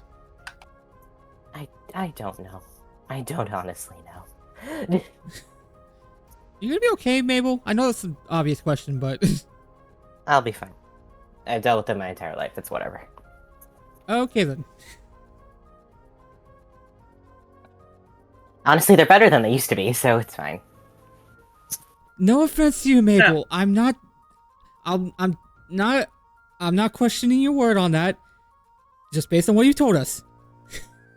Trying to be safe. So I would love to say, when I found out that Shadow and Ivy's players weren't going to be here, I figured I'd bring in a little some surprise, which was this. So Mabel's Family Guy death posing. let me explain what you all see. First off, you don't know who this guy is because normally kids look like their parents. This guy looks nothing like Mabel. He's stocky, he's green for one. He's a green diamond half dragon kind of thing. Let me get a picture of him. Oh, sorry. Nope, it's okay. He holds himself well, but he looks nothing like Mabel. Absolutely nothing like Mabel. Which is weird because, again, you think, okay, he looks a little like him. Nah, he looks nothing. He looks nothing like Mabel. Not one bit. Different. Oh, sorry. Different eye color, different tail length, different everything.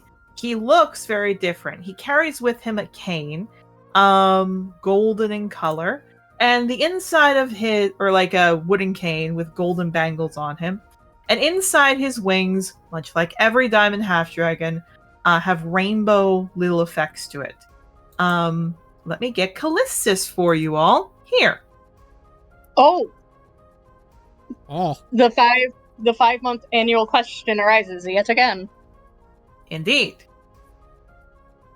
However, the other person who steps out, both of them, by the way, Mabel, you have never seen them look this disheveled. They are looking absolutely terrified as they're stepping out. Yeah, Mabel's like, oh god. The other one looks like right on the money with Mabel. Like, absolutely looks like Mabel. In fact, if Mabel was a girl, probably this is what Mabel would look like. She has a thin frame, green eyes, very, very much looking very clearly set on determined. She's got very nice crystals on her. I would like to amend regalia, that statement. When Mabel was a girl, this is what she looked like. Yes, that's why I went, well. When Mabel was a girl, this is probably what Mabel looked like. The only difference is, again, she has green eyes, and she doesn't have the black covering over her. It looks like they're telling somebody in the carriage to get something. Callistus looks left, looks right. He sees you, Mabel, and he has a second of relief before he looks furious as he starts stomping over to you. Also, point of order, are we in our day-to-day clothes, or are we in our uniforms right now? Uniforms. Okay. We're in the uniforms with the things covered. Yeah. Yeah, Adelaide, I would love to say, sees where Callistus is going. Callistus walks very much with purpose. Adelaide is just running. Yeah, Mabel kind of lets go of Wrestling's hand and walks in front of everybody. You do. Clover does walk beside you, but you all see Clover changes her appearance, like just in position, like how she acts. Normally she's smiling, she's happy, she keeps her head down and her hands held for like folded on like in front of her. And looking up, walking over to you, looking super effing mad, Mabel, like really effing mad, is your mom. She is not happy one bit. Wrestling's following behind for the support. Yep. Mabel just sighs and goes, is this about the Tossy thing, or? So, how do I describe this? You know you're in trouble because your mom looks directly at you. loudly goes, Amabellus, miracle star keeper! Okay, it's not. Just looking directly at their mother, just goes, to be fair, I didn't Amabellus, miracle star keeper. Okay, I told you to send us a letter at least every few days. We have not gotten one in the month you've been here. And now to find out that you almost got expelled and Tassi was here.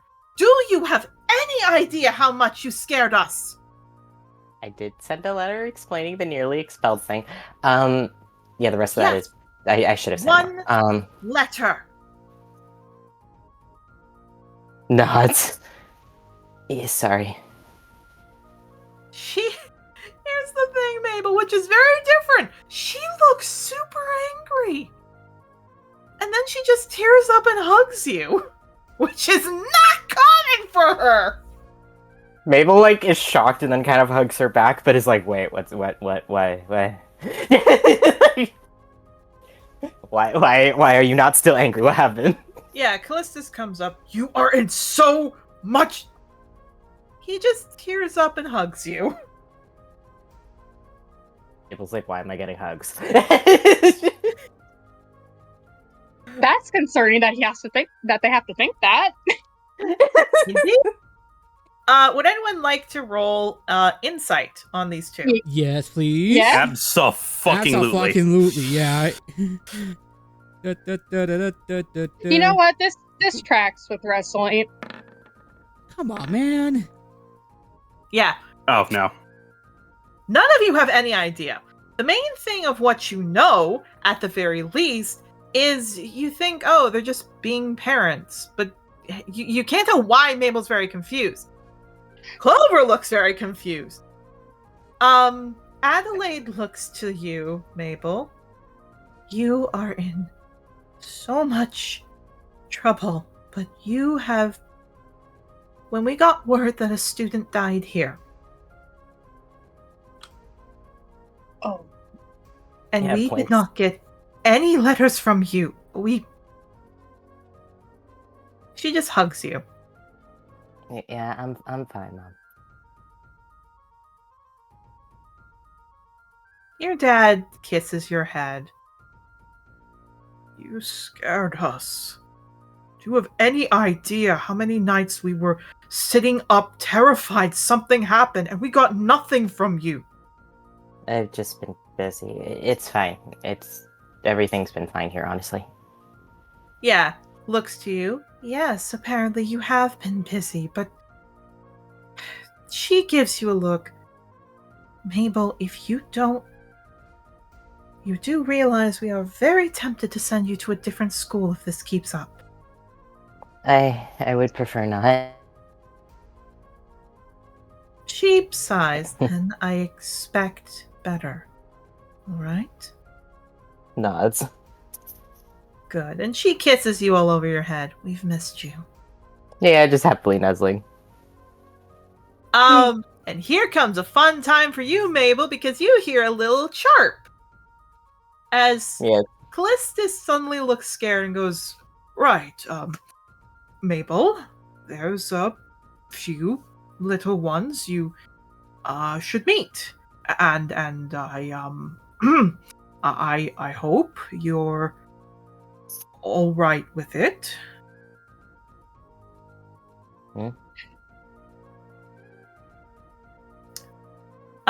He looks back and he walks over and he picks up one of the little babies.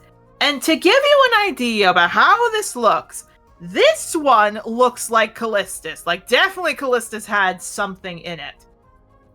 Because where Mabel is completely blue, this one is turquoise with a green hue to it. Looks identical to his dad. As he's, like, just blowing little raspberries with little bubbles coming from his mouth and, like, looking up at his dad and letting out little radiant puffs. Yeah, Mabel smiles at the kid. And also, not to be heavy-handed with my designing choices of Mabel's parents versus Mabel, I'd like to note both of them have green eyes and Mabel doesn't, anyway. Me sitting here, oh, is Mabel, like, wrestling for real, for real? Yeah, here's the funny thing, though. You're smiling. Callistus and Adelaide are actually looking at each other and looking at you, like, trying to see if you're okay. Oh my god, they really were the type who probably read the parenting books and were worried about the first kid getting jealous or feeling like being replaced. I don't think that's what it is. Mabel fucking, like, looks at the kid, looks up at them, looks at the kid, looks at them, and just looks at their dad, and just goes, is this because you don't get along with your sisters, or, like... No, first off, and he hands the little guy over to you, this is Cedric. He just pats him. Yeah. Mabel, he doesn't have teeth. He just has, like, little tiny nubby teeth because he's still a baby. He bites you. Mabel just kind of accepts this, like, yeah, okay. We never thought we'd have to have this talk because what happened, Starkeepers are known to kill their siblings when they find competition with each other. Huh. You used to have more than 2 sisters. Oh, okay. Octavia hears that from the background and just goes, hey, that's kind of fucked up when you think about it, right? He gives you a look. I'm just saying, listen, I'm just a bystander right now, okay? Mabel gives Octavia the exact same look. Here's the funny thing. He looks at Clover like he's about to say something. He stops, looks at all of you. Could you 3 give us space? This is a family matter. Dad, this is, looks at them. This is my team. Oh. Yeah. She does a little polite curtsy. Pleasure to finally meet y'all. Here's the funny thing. Callistus looks at all of you and starts to walk over. Adelaide, for her part, picks up Cedric, coos down to him. Cedric, like, cuddles into his mommy. And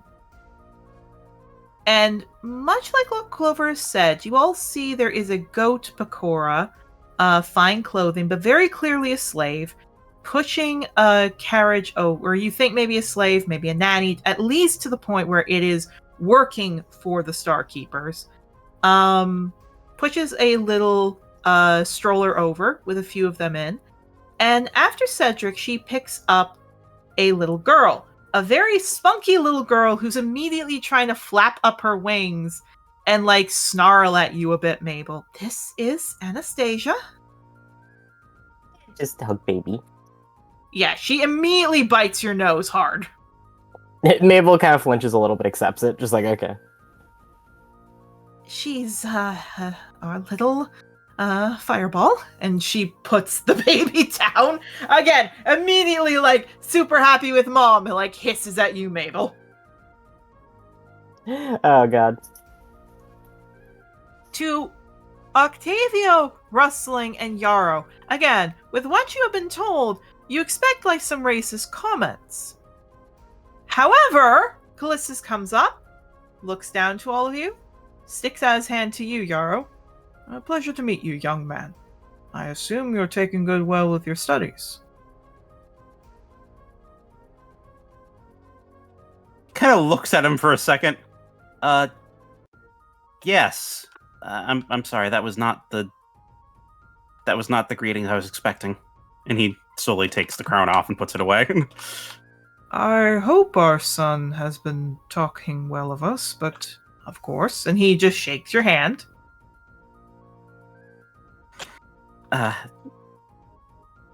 Kind of, like, slowly looks over to Clover and kind of looks back. Well, I've learned to be cautious when talking to nobles, considering my birth. Fair enough. Understand. And he crouches down and sticks his hand out to you, Rustling. And how are you today, my lady? She will take it in a... I like to think for a carnival, her grip is a bit, like, solid. Yeah. Yep. I'm faring as well as one can given the circumstances of what's going on. Understood. And he then sticks his hand over, still crouching, to you, Octavio. Nice to meet you, young man. Pleasure to meet you too, sir. Smiles. Hey, Mabel, how are you reacting to that? Yeah, Mabel's looking at this like, what the fuck is happening? Yeah, right. Wrestling is just good at being like, okay, just go with the flow. Go with the flow. We'll ask questions later. Indeed. Everybody is looking at each other like Noel with just like the what? I am casting message to Mabel as being like, did they take therapy or something like that while you were gone, or? No fucking way. I do have message now. I did realize I do have message now, so we have message changed back. Indeed. So, Mabel, while you're looking at that, like, what the frick? Suddenly you feel the baby, because you kind of were dissociating, like, what the frick, what the frick? You feel the baby get put in your arms, you hold her. She's crying. Adelaide coos down. She sells a bit as she holds like a blankie. And this is Bianca. Yeah, hold baby. One thing interesting, because I want to say, Anastasia has blue scales. Cedric has green scales. She is a pure white rainbow hue, which is a very, very like pure kind of diamond half dragon. She's just holding a blankie, looking up to you, like hiding behind it. She is very, very scared. So again, her mom just picks her up and puts her back in the carriage, or like in the little stroller. Which, for everyone here, wow, they look like great parents, because instead of like getting mad at their crying kid, they're, you know, comforting her and like patting her back and soothing her. Hey, Mabel, how are you doing seeing that? Mabel's like, oh, they decided to become good parents now? Yeah! Ain't that great? They're holding it in. They're holding it in. This is Copium the session. Copium. It should be Team Copium Star. It's something. And again, not only that, like, again, Adelaide, like, bounces up Bianca and just makes sure she's happy. And again, all of you see Callistus stops, turns back to the babies, walk over and goes, oh, what's going on? And he, like, takes Bianca and goes, there, Daddy's here, it's okay. And she calms down. That's a first for you, Mabel. Mabel's like, what the fuck? Adelaide, again, this one looks like, again, she had pink, Bianca had pink eyes. This one has green eyes and has, like, again, this kind of, I guess, dark green kind of scales as he gets picked up. This one doesn't bite you. Ironically, it looks like he's studying you as he's just blinking. This is Darius. Pet the baby. You do pet the baby. The baby pets you back. And he actually nuzzles you a bit. Yay! Oh Yeah. God, the one with empathy. Kind of. And he gets put down. This one, however, she actually starts coughing and wheezing a bit. And again, this is the part that surprised you, Mabel. She coughs and wheezes. Because this one looks like it's another like light blue kind of with some green hints to it. Callistus perks up. And this is where it would surprise you.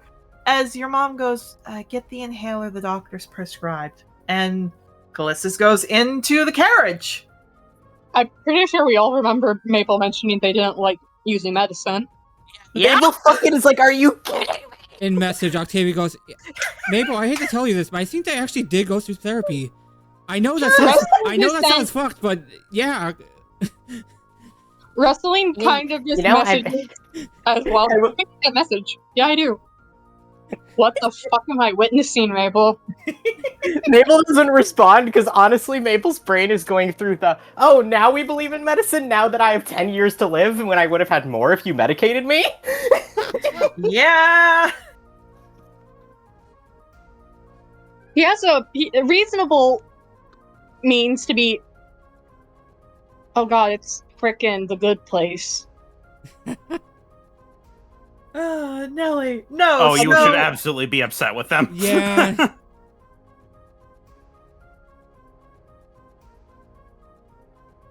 So here's the thing.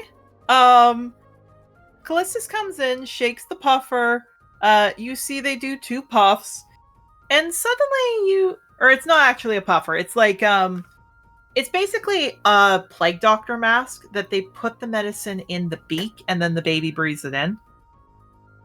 Oh, Sure enough, the baby settles, and what you see is a very weak, very small baby. It's a runt, Mabel. And she gets handed over, and this is Elizabeth. Just be careful with her, okay? Snods. Yeah, they smile. However, Mabel, could you roll a deception to see how well you're hiding from your parents about how you feel? Mabel's like, oh.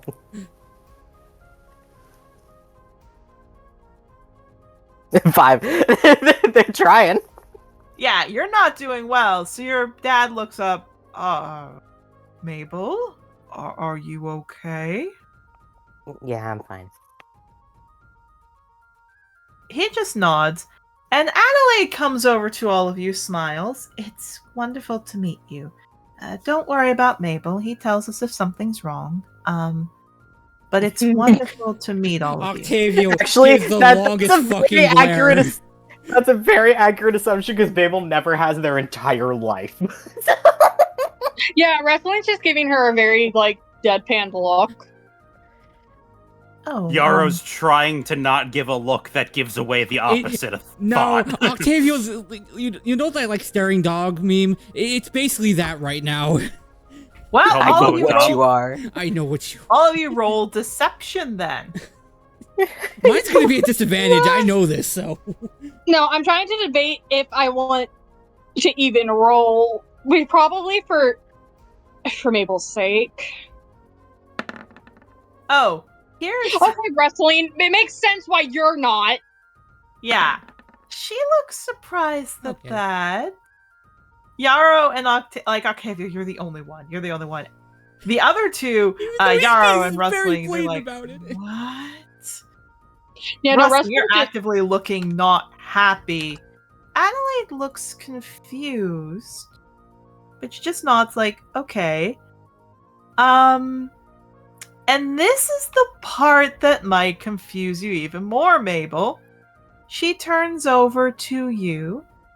Well, you tell us if something's wrong, and how is your looks over at Clover girlfriend doing? Clover, are you okay? Clover looks at that, looks at you, Mabel, looks at that, blinks. So just to ask, have you guys been doing drugs or getting some other shit? What's going on? Mabel fucking puts their head in their hands. Yeah. You took the words right out of my mouth, Clover. Same. Yeah, Callistus scratches the back of her head. Yeah, that can be explained.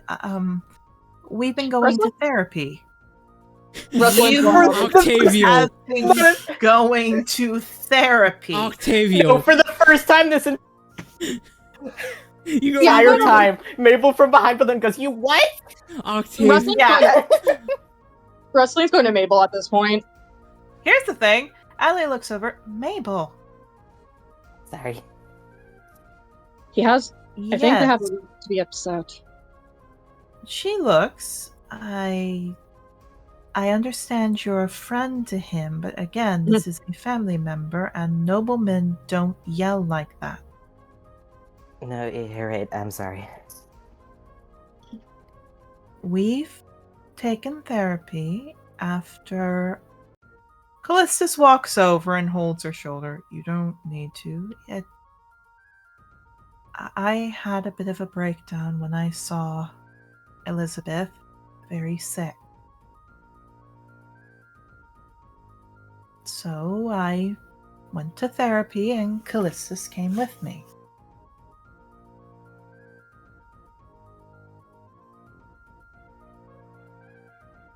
Just nodding. And I'm sorry, they look to you. You really should go to therapy, honey. We'll talk more about it. If you don't mind, I believe we have a room set at the Dragon Nest. We'll see you later, all right? And she kisses your head. Callistus kisses yours. You're still in trouble, though. And she, gives you a hug, but not that much now that we know you're okay. Nods.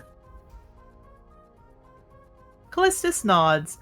And again, because you all see this, Callistus is pushing the strollers.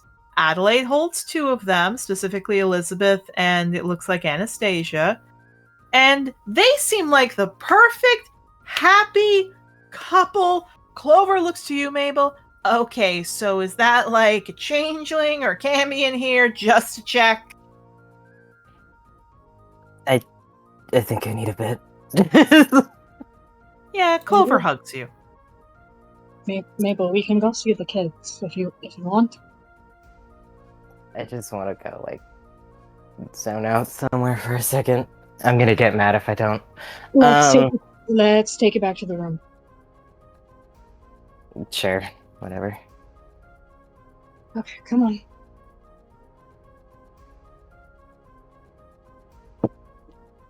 Yeah, just not. Blinks before she realizes. Would you want to take him to the room, Mabel? Not Mabel. Sorry, my brain player. Clever. Would you feel more comfortable if you took him? Or...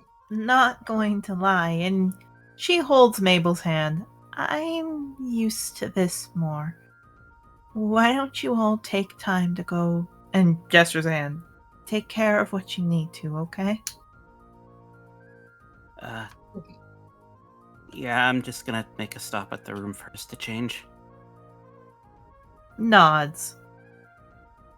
I will say, while all this is going on, Mabel, you get walked off. You hear from around, a rider flying over, which you realize is, Seagrass, as he calls out, "Today's featured events! Charioteer racing, 3rd-year students and higher, wrestling matches, 1 to 3-year students, and finally, the long jump and other track and field events, years 7 and up." And he flies off.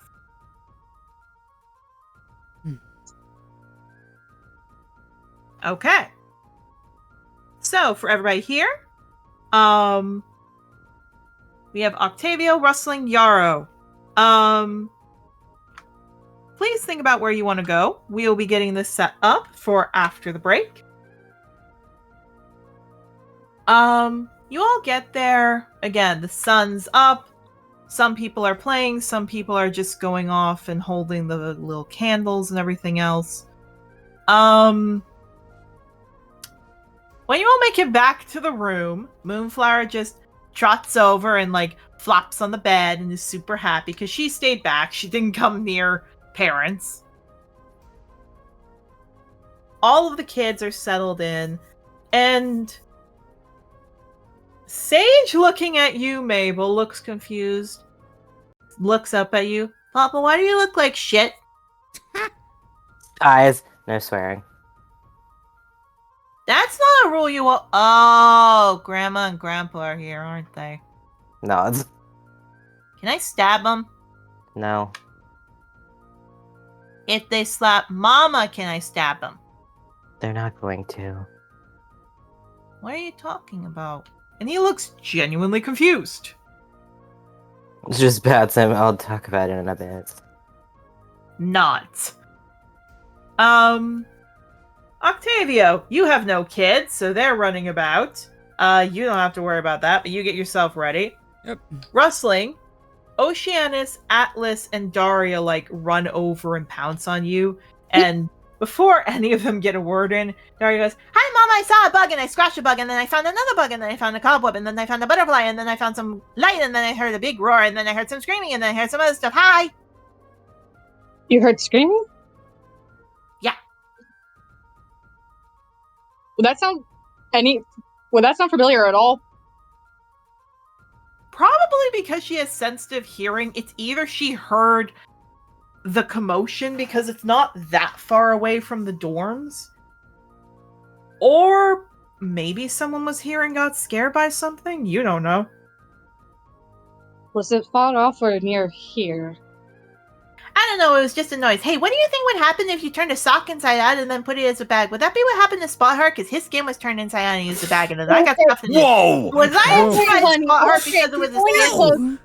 She was pulling her closer to a hug. Okay. Hi. Hi. What the fuck? Again! Alice is looking at like, yeah, I've had to deal with this all morning. Oceanus is like, okay, we can get food now. He just looks hungry.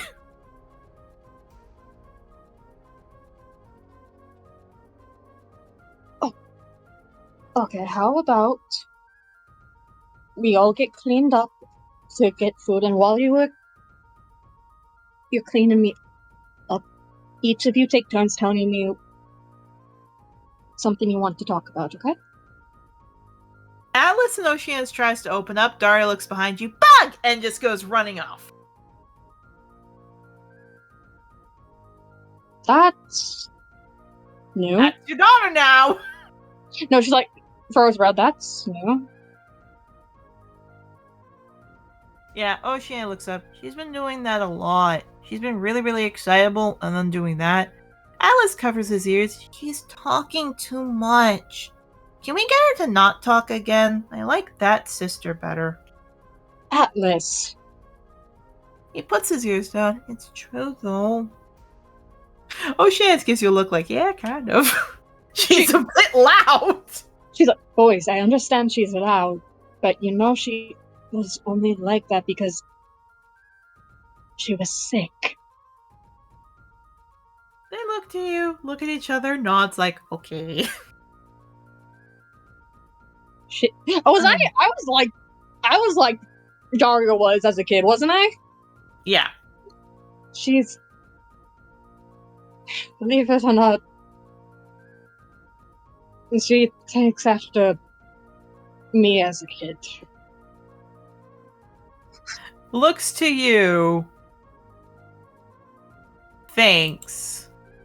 And then, again, Atlas looks up. So, can we cast silence on her every now and then? We can probably... Her realizing, wait a minute, she's like me, does that mean she has my mental issues? You don't know, you just know she's talkative. How about we all... Remember how we were practicing communicating with each other in a productive way? We can all talk together about it, okay? They shrug, they walk off. Love you! They nod. Again, they're following after Daria because they're hungry. So I assume you head off as well. Yeah, gotta fight a little goobers, especially with how certain individuals are handling the loss. Okay. She doesn't feel like they're kind of safe at the moment. Fair. Yarrow, when you come up, all of your kids again are like hugging you and nuzzling you and playing with you. They're all happy. Surprisingly, Wave looks up. Papa, want food? Of course. We'll go down to breakfast in a moment. I just gotta change. Yeah, what I will say, Yarrow, is that's actually the first, like, complete sentence Wave has ever said. He is the smart one of the bunch. I'm very proud for you being able to say that, and kind of ruffles his head. You do. At which point, Flair comes up, Papa! Yes, Flair? And because he's looking at that, he goes, Papa, food, Papa. Papa, me food. He's like looking, because he wants a head pat too, because he's like, wait, we've got a head pat, I want a head pat. But he is not as smart as his brother. He chuckles and still gives him a head pat. It's like, I'm very proud of you too. Nods. Echo looks up, because he's shy, and he's just like nuzzling you. And he does like hands, and he goes, up bees. Of course, and he's gonna lift him up onto his shoulder. You do. Daria smiles and just goes, Papa! Daria? Not Daria. Ruby. Ruby looks up. Ruby, Papa! yeah. Yes, Ruby? And just points at you. Beetle! And then I pull the beetle off of my face.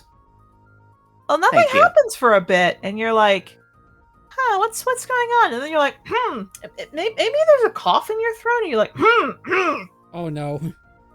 Well, let's just say you're a little like Candyman and start expelling beetles from your mouth. Here's the funny thing. When that happens, she just looks like she's smiling, and as you spit them out, you're like, yeah, she's just eating them. Which all of your boys just go, ew. Maybe let's not do that to people. That was kind of uncomfortable for Daddy. Looks at you, points to herself. Hungry. Well, we'll get you some other food too. Yeah, just eats the beetles. Again, her little, like, 4 splitting open mouth as she eats the beetles.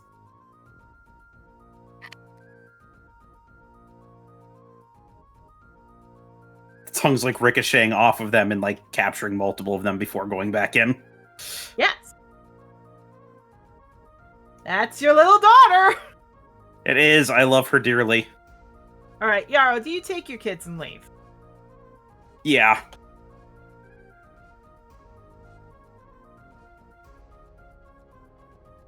Okay. Octavio. Yeah. You have no kids here. Would you like to go? Because you know you need to talk to Rose, because you may have kids. Yeah, he, especially after realizing all that stuff and then all the other bullshit, he's going to go and talk to Rose. Yep, you do. You go. So, Mabel, you are, basically you are the only person in the room with Clover. Yeah, Mabel's just gonna lie down. They need a second. You do. Clover looks to you and then looks at the kids and looks to you and just nudges you. Do you want me to send the kids off? Shrugs like, I don't care. I'm not going until I know if you need somebody. I don't. I just need a second to breathe. She nods. She kisses your head. Okay. If you need me, I'll be here. Okay? Just nods. Clover leaves. And then I have to change the music. Oh no.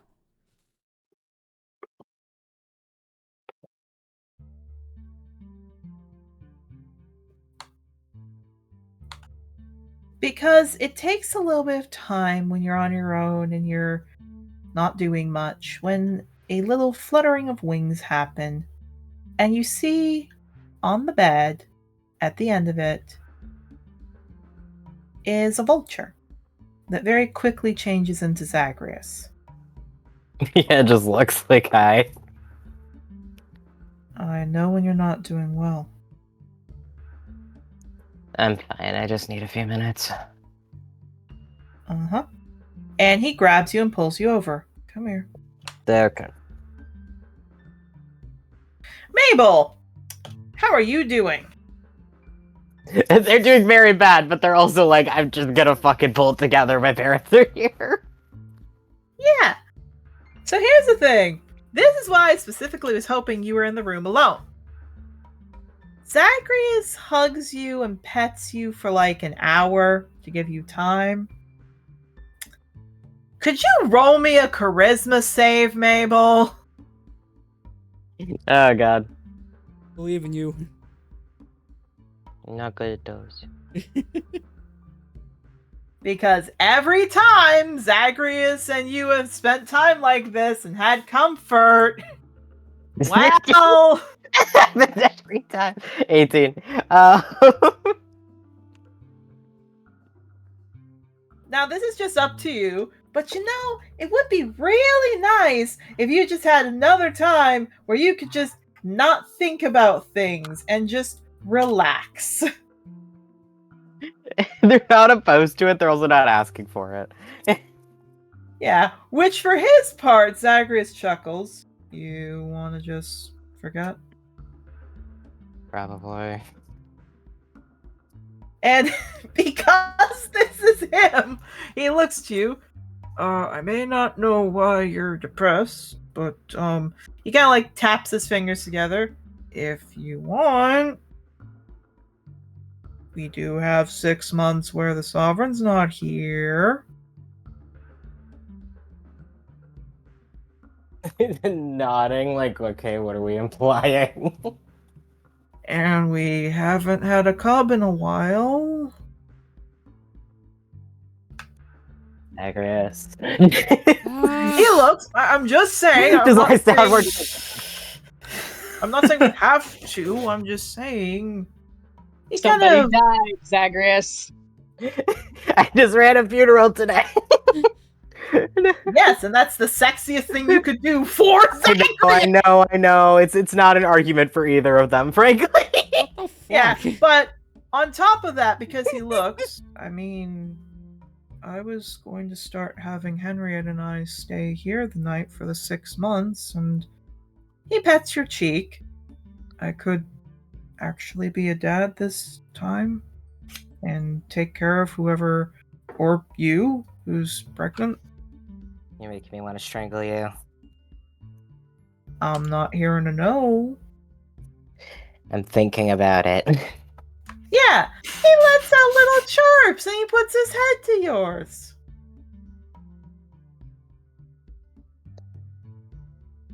Yeah, I don't think that's a great idea, but I have to think about it. And again, to show the kind of guy he is, then we don't do it. I want you to be taken care of first and foremost. Okay? Just nods. I'm just kind of eager because this is the first time I've ever been able to come see you without him. And I can actually stay till sunrise this time. And he nuzzles you. Nods. You want to just cuddle and rest? Probably. Yeah, so he just cuddles and rests. Alright, Mabel, you're going to be with him for a while. So that means we're going to roll the d4. Everyone will get moved up 1. Mabel, you will get 1 after everyone's done. Eat. So, for my choice, because I think this is funny, and because I think this is very, very funny and cute, we're going to go to rustling first.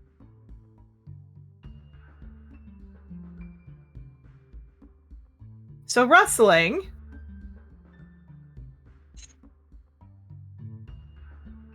to set this up for what'll happen afterwards, Atlas, Oceanus, and Daria are walking, and you love your daughter so much, and you are so happy she's feeling better. God, she talks more than you do. Like, she talks way more than you did as a baby. She has a lot of thoughts she hasn't been able to express. She's making up for lost time. Yes, the problem is, you don't have the energy to take care of a child that excitable, if we will. We need to get her medicated. Like, she's a bit much. She's like how a lot. She's like how the player was when they were unmedicated. I had to get medicated, and it was for my own good. Yeah. So it's not bad. It's not a bad thing. It's not bad at all. The problem is, it's just a lot. It's just a lot. That's the problem. Is just it's too much almost. So what happens is you see specifically, you're like, okay, I gotta get them food, I gotta settle them down, I gotta figure out what's going on. And just as you're walking, trying to like take some time, you see way over at one of the tables is Alabaster. And looks like he has a lot of different trays ready. And just looks to you and waves like, come over here. Taking kiddos over to Alabaster. You do. You take them over, they're like, oh, that's interesting. Not sure, but that's interesting. The kids are, again, excitable, and they come running around and playing and doing everything else. And as that gets put down, the food gets put down, and he takes a look at the little babies. He looks to you, smiles. Nice to see you here. Kiddo, it's really hungry, so figured this will be the first stop. I bet you were too. She blinks for a moment, furrows her brow. She actually has to think about it. You do. Now here's the part. When they see that, and again, they take some of the food and everything else, what ends up happening is Daria looks up at him and goes, hi, you're the one that helped out, and you're the one that's really nice to Mama. Yeah, I am. And you're really, really, really smart. Good to know. So when are you going to have a kid with Mama and be our new dada? And that's where he, like, chokes on his food. And that's where we're cutting him for brain. Jesus Christ. Yeah. That's your kid, Rustling. That's your kid. Me knowing very well Rustling is not ready for that. Yeah, your daughter has a lot of thoughts. Those are some of them. Oh all right, God. We will see everybody here soon. We are going to be right back. Lord, give me strength. Bye. And now for the ad break.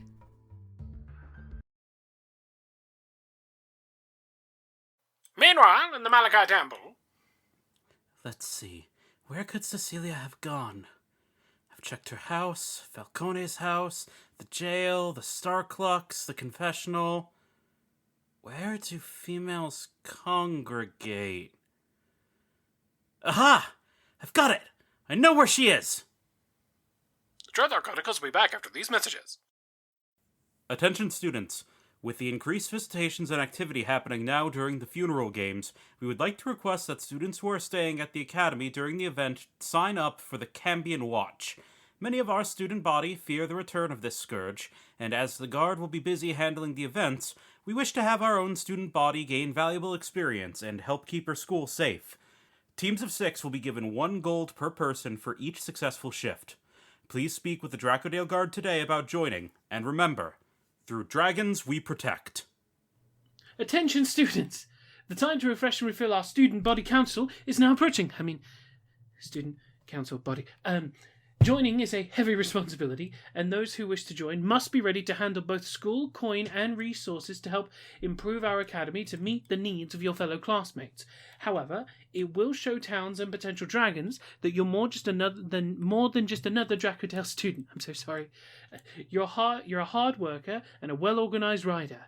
Students of all years are encouraged to join, but you must currently have a B average in your classes or higher to qualify. Sign up today to help your school be the best it can be, and remember, through dragons we protect. Attention students. Word has reached the Academy Guard that some students... Attention students. Word has reached the Academy Guard that students have been meeting with individuals on campus that have not registered with the offices and gained permission to be here. Not only is this a serious violation of school regulations, but this is dangerous for you and your fellow students. These people may be lying about their true nature or intentions, and if they harm anyone on campus, then we will not have the proper means to track them down or stop them before any incidents occur. Any student found knowingly communing with a visitor that has not declared themselves to the Academy will be expelled. Remember, through dragons we protect. Back in the Malachi Temple. Alright, here's the autopsy report, Mr. Fluffsworth. The what? The autopsy report. For the case. This is a tax evasion case. Uh-huh. There's no body. Then who did I cut open? Tune in next week for more Tales of the Hawks. Welcome back, everyone.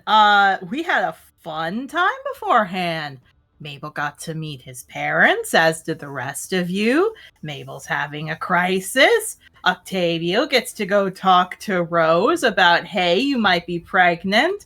Rustling, or Yarrow, who currently contacts Sugar and I, went to go get some stuff to help out with his first day on the job on Monday. Hello, hon. Hello, hi, I'm sweaty. Yes. So Yarrow's going to need a little bit of time.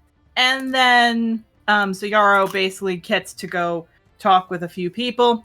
And then Rustling now, with her kids just wanting a goddamn sandwich, like a breakfast sandwich, now gets talked to, hey, when are you two going to have kids? Me as a player, this is completely out of character. Hopefully no time soon, honey. Yeah. So, which is why we're going being careful about non-penetrative sex. Yes. Because I don't actually think Rustling knows about herbs that stop that. No, and she is traumatized by Iron Beak, unfortunately. Fair.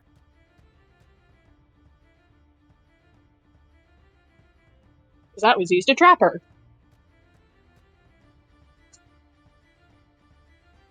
Yeah. I am here. Alright. So.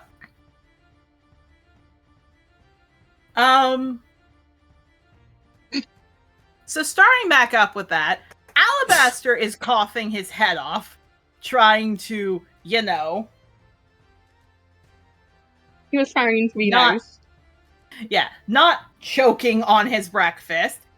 Daria's just smiling up at you. Atlas and Oceanus are actually like, yeah, when is that gonna happen? And you just get to have a fun talk with them. Oh, she's never talked about how what their conception kind of was. Oh no, and she is not going to. And she's still kind of young for that. And she's not going to, hopefully, ever. Yeah, maybe sometime, but not right now. If they ask when they're older, and they're able to have that type of serious conversation. Yeah. A little bit gross. Alabaster finally, hits at his diaphragm enough to cough up. What you realize what he was eating was a piece of steak. Because this is Spotheart's meal to honor him, so it's things Knowles really likes. So, steaks and other things with bones in it. So he had, a steak bone in his throat that he just coughed up. Yeah, she's just rubbing his back. You okay? Fine. Just take your time. Take your time. I'll handle this. Yeah, Daria looks. Why not? Or no, when? Daria, honey. I'm not planning on having kids anytime soon. Why not? I'm happy with you three. But you could be more happy. And then we'd have a big old family to fight against if he ever came back. Yeah, no, she's getting pulled into her lap. Sweetie.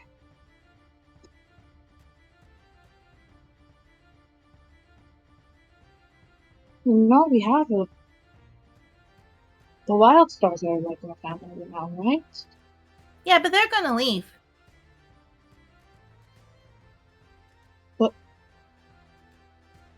What do you mean, sweetie? It just looks up at you.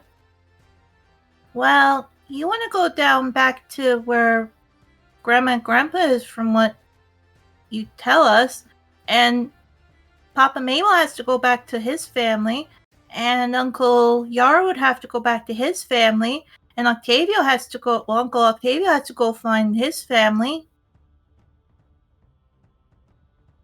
But if you have a cut with them, then they have to stay.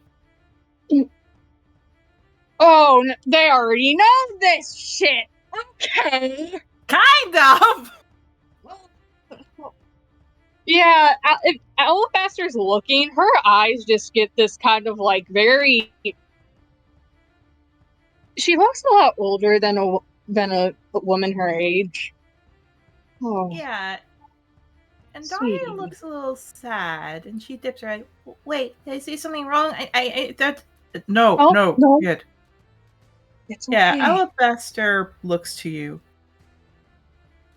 That's a smart head you got there, huh? And he kind of looks. Okay. Do you like shots? No. But you know you should have them at some point. Yeah. He kind of stops. Okay, maybe this isn't the right thing. At which point, Atlas actually beside you, rustling, goes, but what if we end up with a papa that's like Ironbeak?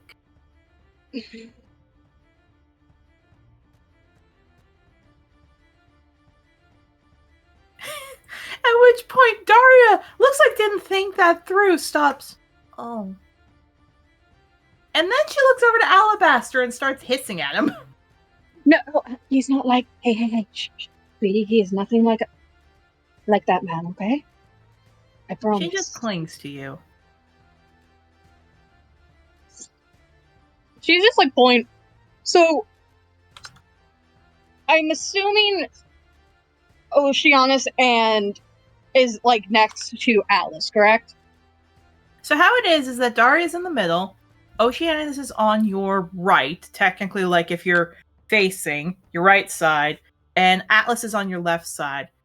Atlas looks like he's kind of realized this and thought about it and has been uneasy about it.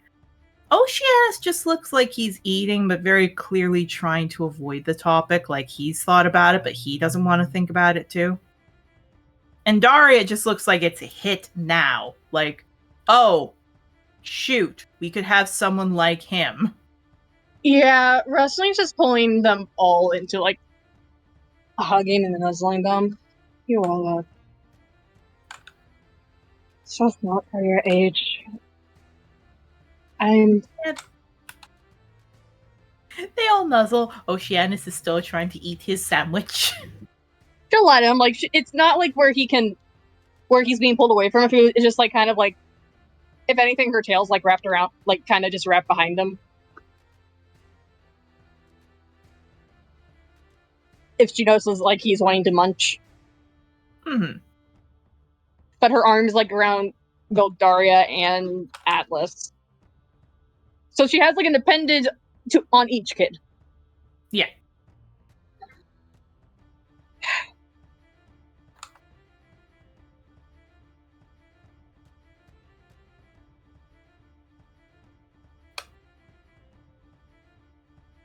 That's the reason I'm trying really hard to work hard and make sure you kids are able to stay here. Because if I'm a dragon rider, I can make sure people like Ironbeak Can't hurt us again. Rustling seems to not rustling. Dahlia seems to nod at you, rustling. Atlas also nods, like he's still worried and he's still like eating his bread, but he's okay. Little old Oceanus is also eating it. At which point, Alabaster looks at Daria, pulls out a dagger, and holds it out to her. Why don't you keep this? At which point, all of them, like, perk up. If you think I'm not being nice to your mom, you stab me. Do not tell Mabel's kids. For the love of God, do not. Yeah. Daria immediately takes it and just like holds it out to him. I'll make you go red. That's very fair. Oh, and she goes like back to quickly eating. Absolutely fine. As like Oceanus and Atlas like also look at him, he blinks down to them. He hands them like 2 more daggers. Oh, Wrestling needs to schedule a family, like a literal appointment with the Loxodon again. Okay. Yeah, because while Atlas is like, this is okay, and Oceanus is like, you know, cutting his food with it, because it's like, oh, this is interesting. Daria is stabbing the table repeatedly. God, she takes after... Wrestling's realizing she takes after her and more wisdom on, and she hates it. But at the same time, me as a player, she was a kid raising kids, so... Indeed. So here's the funny thing. From beside you, you hear Alabaster go, you look a little stressed.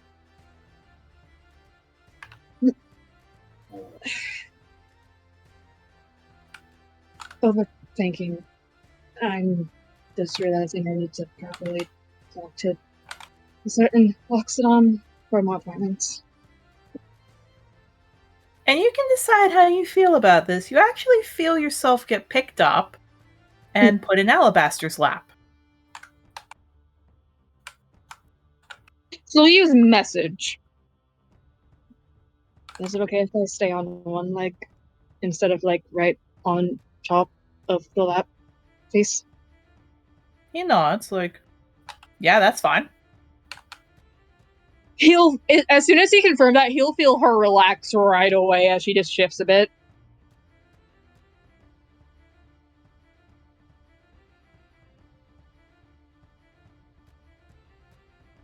Yeah, and then, he looks down to you.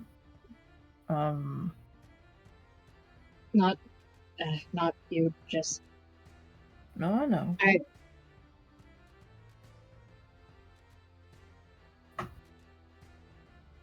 It feels like there's just this little pale lizard in the back of the head. That's fine. I don't really care if you and I ever have kids. Okay? That has her leaning back against him. Yeah, he pats her head. In message, she's like,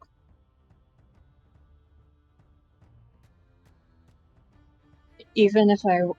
And this is, again, in message, so no one hears it except for Alabaster. I love my kids with all my heart, but I had them way too early. He blinks. Why didn't you want to use... And because he doesn't have message, he just is saying this out loud. You didn't want to use herbs?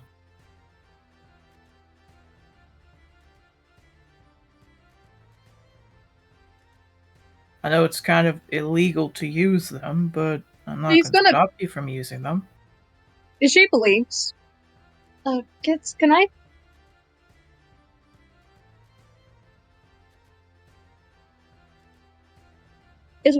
I need to borrow Alabaster for a quick second.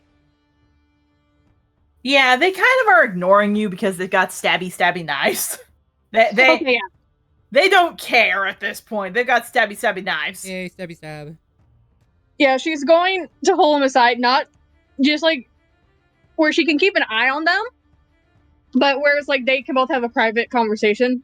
Ooh, what do you mean, herbs? He blinks.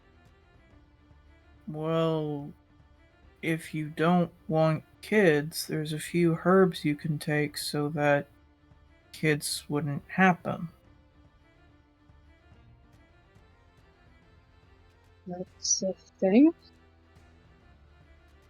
He kind of eyes widen at that and gives you a bit of a sympathetic look as he ruffles into his bag and he hands out a few to you. Although you've seen these sometime with Mabel, these specifically look like dark green herbs with long raindrop-like leaves. A few berries with some pink flowers to it, red ones specifically, and some roots that look black. You just chew this combo.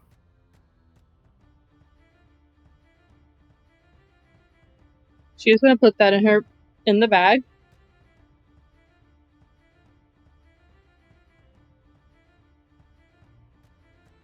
Because she is aware of a lot of different types of plants and things that affect the mind and body, but that's a new one. Yeah, and he just, again, like, he's sitting down to look at you on the floor, because you're very small compared to him. I don't know what you've been through, and I don't really think I could properly guess, but... And kind of, like, looks to the side and scratches his head. I, carry that because I don't really think I'll be a good dad, considering what I grew up with. So, if you ever want to use those, I carry quite a few with me. I don't mind giving you them. Well, the fact that you have the forethought and consideration to do that means you are. He smiles, and he licks your head. Look, I've never dated someone. I've had people attempt. I've just never really dated someone. And in my idea, the least I can do is make sure you have the choice. Okay? She nods. Before her, like, she blinks and has her brows furrow. You do realize it's this two-way street, right? Yeah. But in the end, and he looks to you, I'm not the one that would be carrying it for 9 months. And me as the player remembering, oh right, she kind of blocked out those 9 months because that was absolute torture. Yeah, and he just looks. Doesn't matter to me what happens, but I think it'd matter a lot more to you. And see, I see it as there is a scream from behind you, rustling, as you actually see Daria, like, running around chasing Thomas with a knife in her mouth, as Thomas is, like, trying to jump away from her. Daria! She's like, I'm so sorry. She's rushing over. Honey, no! Yeah, you get to spend the next 10 minutes running around trying to grab Daria as she just tries to stab everything. She just throws her up. Okay, Missy. Yeah, Thomas is just, like, up on a table where no one's standing looking at it, goes, you know, I didn't think it was much dangerous until I realized she was at a really, really good level to cut something off. And Rustling, you just see Daria smile. Yeah. I am so sorry, Thomas. I am so sorry. He nods. He slowly walks off. I'm gonna go sit with my herd. And he just walks away. Okay, Alabaster, father lesson number 1, do not give knives to little children. She understands why, though, considering the context clues he's picking up. And he's trying to help them feel safer. But, Here's dear the God. thing. He walks over to you. You okay? Uh-huh. Daria?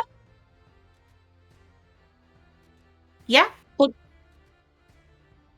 I'm gonna teach you something very important on if you want to keep that dagger in your possession. Yeah. That is used for self-defense and self-defense only. That was self-defense. He didn't do anything He to came you. near you. Honey. That's a smart kid, actually.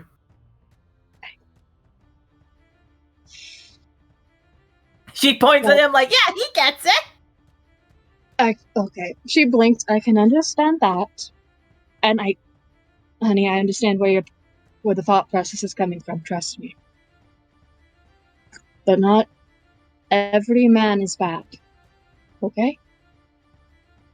Yeah, just maples and alabasters. Is Thomas a part of Clover's herd? Yes.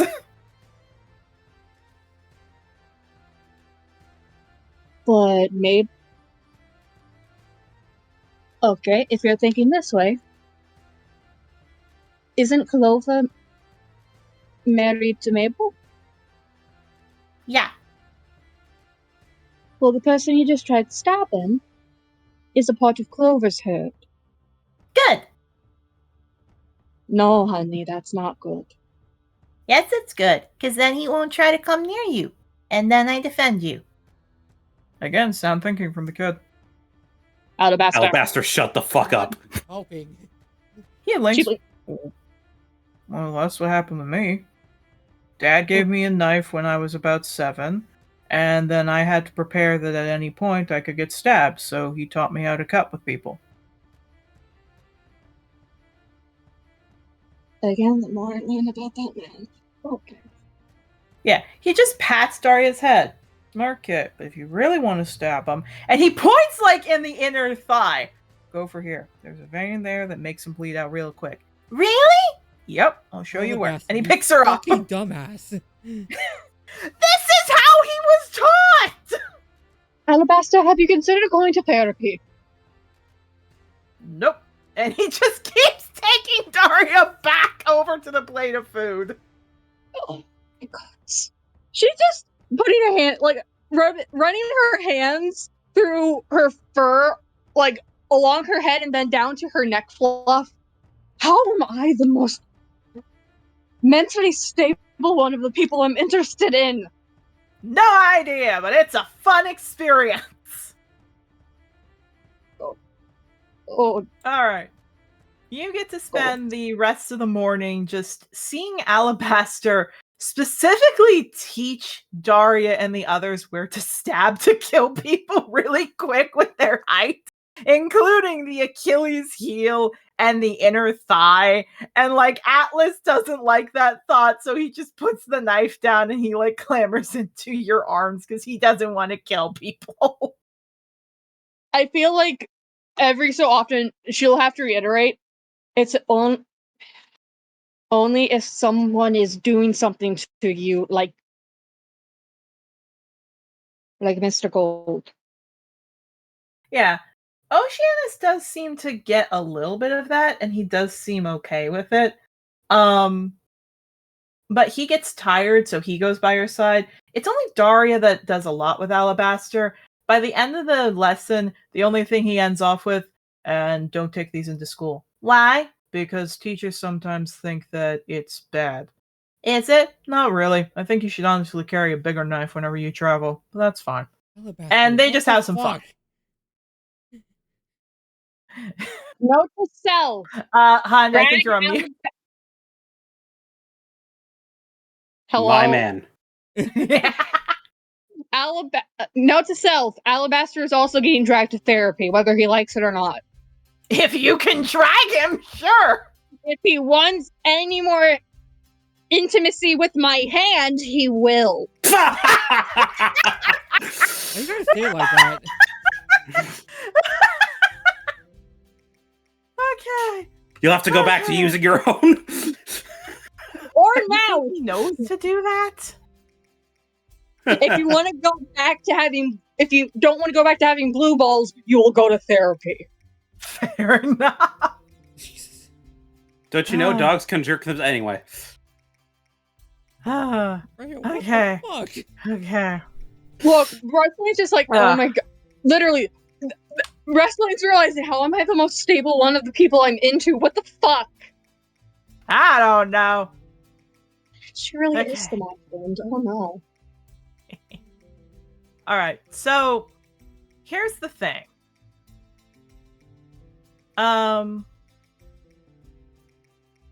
What ends up happening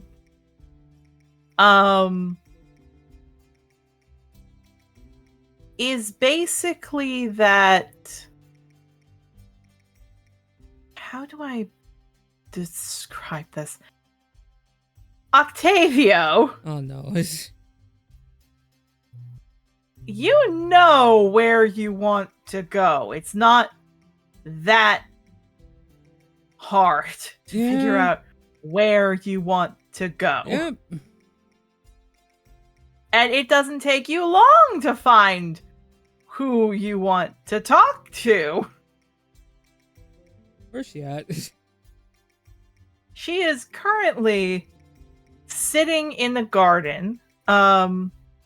Like basically just the Serenity Gardens. And as she's like throwing some seed to a few local ducks that eat there, she looks to you. She looks down. I assume you walk up to her. Yeah, kind of like waves. It's like, hey, Rose. Hi. How's she looking right now? Very much like, I drank too much last night. Yeah, he kind of just goes up there, sits like right next to her. It's like, so, remember much of anything last night? Or... Yeah. I had to get a goat out of the room. My apologies. I thought for some reason that goat would not leave with me for some reason. Yep. I sincerely apologize for that. I have a question because this is getting in my head, and I just want to ensure I've got this right. Did you take protection? No. And I forgot to give you herbs, so... Yeah. That's what I'm remembering. Just sitting there very, very awkwardly. Oh, sweet Bahamut. I could be pregnant. Yeah, just kind of looks down at the ground, looks embarrassed before kind of like shuffling over and just kind of grabbing her hand. Oh, shit. And just, like, covering her head. Okay.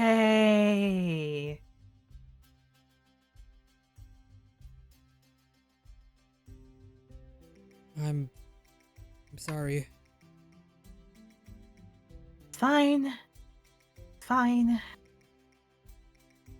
Okay. I don't know if I want this. If you want hers, wrestling just got some. Yep. Like, I'm not saying I don't... Not that I'm saying I mean, I thought... She rubs her face. I don't know. And admittedly. And I don't blame you for feeling that.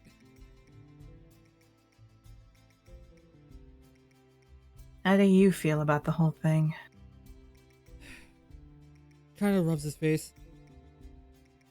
I don't don't know. I haven't really been in that position in a while, and that's why I'm giving you the floor on this, because especially what happened the first time around, it is still your decision whether you want the kid or not. I don't know. Part of me, maybe it's admittedly also just a part of me in the back of my head. Well, you're gonna go ditch me like last time. That was a different kobold back then. But either way, it's still not my place to put that.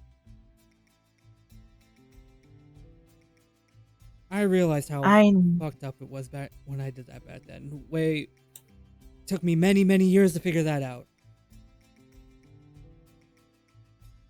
And I promise you I won't leave you again if that's the case. But that's still your decision. Just nods. I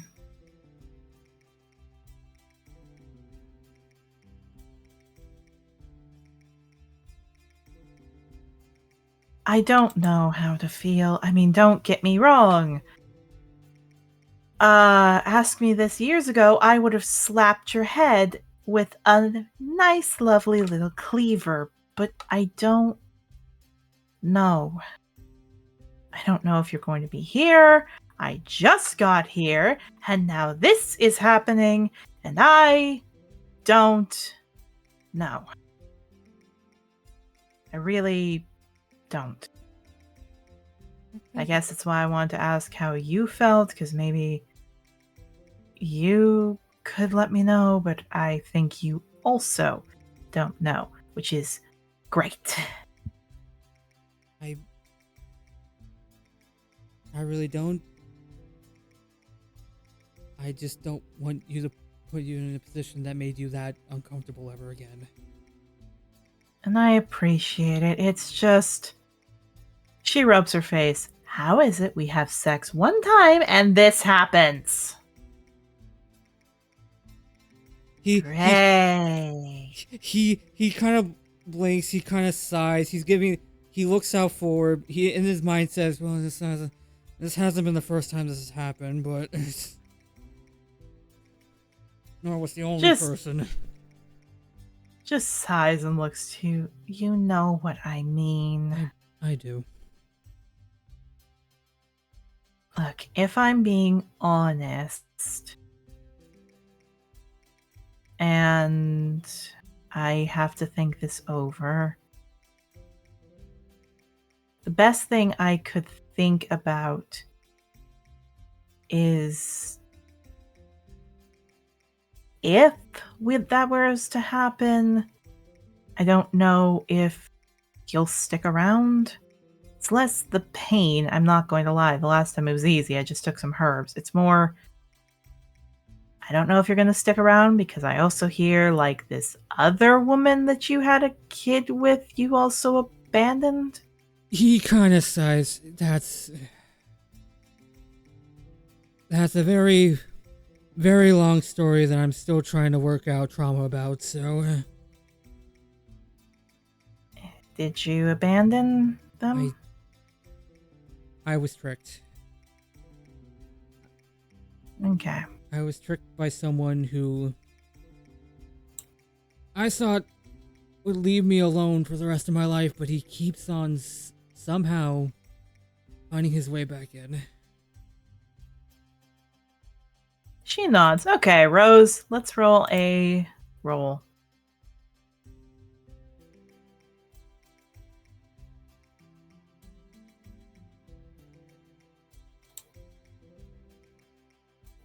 Oh, wait, hold on. Roll the wrong thing, hold on. Oh boy. There we go. Yeah, she looks... And Can I ask you something? Yeah? Would you be ready to be a dad? Because you realize with us, if we have a kid, it's not a kid. It is multiple. Like multiple cubs. thinks about that. Like, we're talking a minimum of 6 to 12.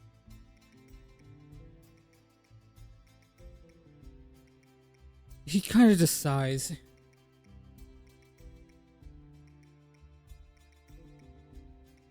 Honestly, for the longest time, I thought I was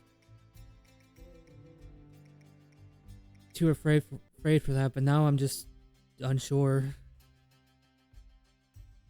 She nods. Okay. It's mainly because of, especially with our own line of work, it's been hard to really think about, like, making sure you have enough money, but now, not only between you, the rest of the party, Adagio and Ollie, if that was the case, I now know I have the people I can trust behind me. Okay. So, not saying anything about, like, what this is or anything else. I was just rolling basically, like, wisdom saves and the idea of death saves. And the idea is that it's the best of 3. Yeah. So, she looks to you, and she looks down. She looks to you. She looks down. I expect you to do every chore. He perks up a little bit, blinks, and then looks up. The entire time this is happening, I expect you to do every chore. I expect that you check in on me every day. If you don't, I'm taking herbs. And she kind of twiddles her paw a little. I'm giving you a chance to see if it actually works. Okay? Blinks. Eyes kind of well up a bit before he wipes his eyes. It's like, yeah. Yeah, she licks your head and nuzzles. Yeah. Happy kobold. You know, this side of you, she, like, brings you up to her chest. Because, again, you're tiny, she's big. She brings you up to your chest, like her chest, and she looks down. You know, this kind of Octavio, I really wish I got to spend more time with. All it took was... Because this Octavio, and she licks your head, is something I'm actually happy with. I'm sorry it took so long for me to become like this. At least it happened. Adagio and Ollie are gonna kill me, but oh well. That's the other thing. And gives you like a little poke on the head and a push. I want to make this clear. As of now, I don't want you to count this Adagio in a relationship. Not that I'm saying never. I'm just saying if I'm gonna carry a kid, I don't really want to say I'm in a relationship with someone I have never met. No, that's entirely fair, and I wouldn't force it upon you. I'm not saying it's not up for it, as she like flicks her tail. I mean, again, tabaxis are meant to be in prides. That's fine. It's just... Yeah. And just smiles. I just want to be a focus for a bit. No, and that's entirely fair. Trust me, if I knew this back when... If I would have known this back a while back that was a thing, I would have probably brought you along with me if I could have. I wish that. But, and she ruffles your head, I am going to trust and assume that you're going to do better. And that's what I'm going to focus on. Okay? I'll make you that promise. I swear. Good. She licks her head. Well, you better get used to... She chuckles. Well, giving me Pampers then. And she just snuggles you. Yeah, he smiles. Kind of like sitting there and just goes, I feel like I need to ask the headmaster for us to expand our room. No, it's fine. I mean, trust me, not gonna lie, that room's crowded enough. Yeah.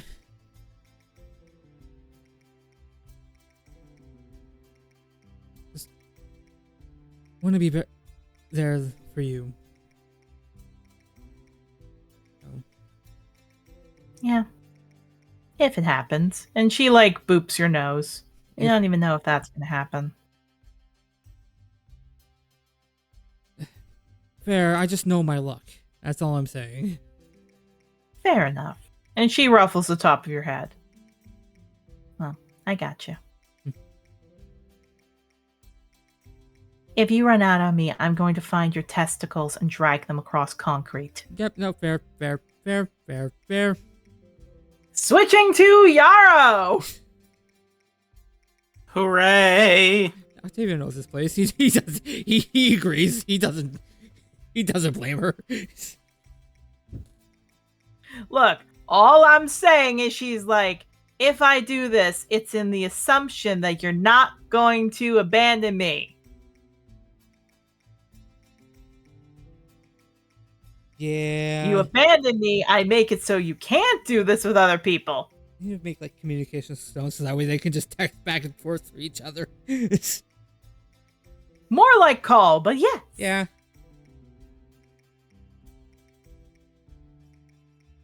Oh, Nelly.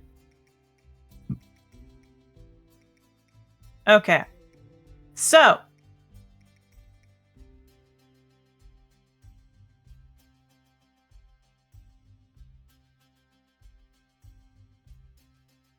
What I will say is, Yarrow, you don't know how everything is going. It's like, whatever's going on is whatever's going on. Where do you want to go? Well, after getting the kids breakfast, he's going to be thinking for a while about what he's going to do, and he's going to realize something, and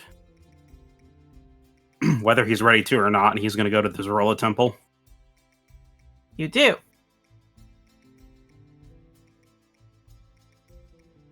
So, you go. Your kids are following you because they're like, where do we go? Where do we go? Where do we go? What I will say is cute, because this is kind of cute, is Cedar, as you're walking past, sees you and then quickly runs up and gives like a little nuzzle as he puts his like muzzle to yours, and he smiles. Hey. Oh, hey. You all day. Sorry, just it's already been a bit of a long day. And I have something I need to go take care of. I heard that. So, what's going on? So, we had been, working off our debt and everything with the missions that we've been going on. Yeah. But we didn't get paid for Ocean's Point because, obviously the institution that hired us, we destroyed. So, okay. Morven, or Headmaster Candlelight, decided to give us a something else instead, where he offered to either give us some money to help upgrade our equipment and be ready for harder missions, or try to bring somebody to the island for a visit. Okay. And I realized that this might be an opportunity for me to get my other children and their mother out. That's pretty fair. Yeah, Mabel actually sacrificed his earnings to make sure that they'd be able to hire dragon riders to help, but I remembered something else that I learned before I came to the island, and whether I'm ready to talk to her or not, I need to go talk to my mom about it.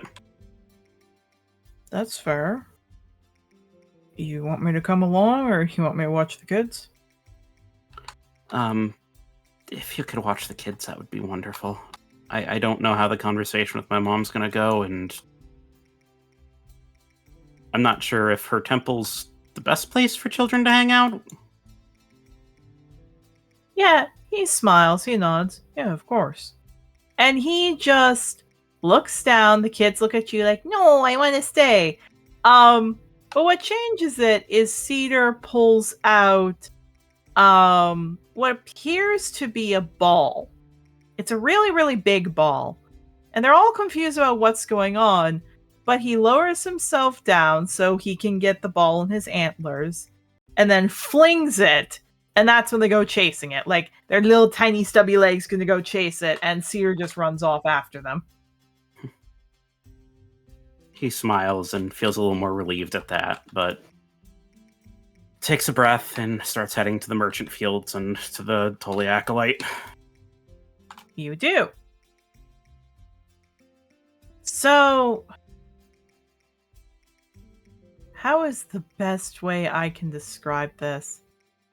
When you get to the Holy Acolyte, first and foremost, because this is very important, it doesn't appear to be that many of the shops are open. I was hoping some of them would come to the Merchant's Field as I change over the music.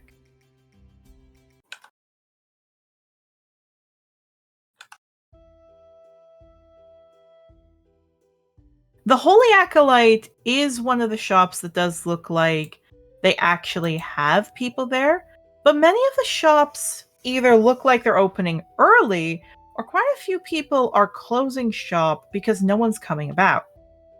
There doesn't appear to be a rhyme or a reason, it's just some do and some don't.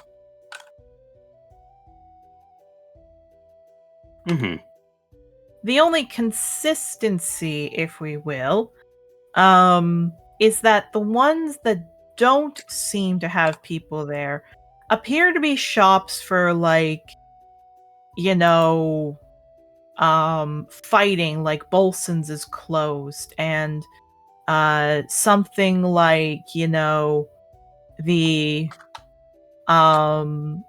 short version NPC Guild is closed, because for most part it doesn't look like people really want to go do that stuff right now when the games are out.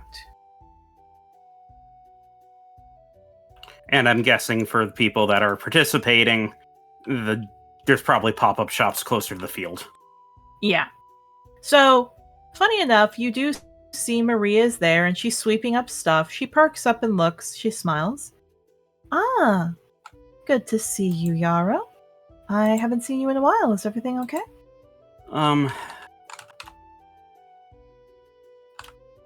That's a very complicated question to answer, but, let's just say I need to spend some time talking to my mother. Yeah, gives a nod. That's very fair.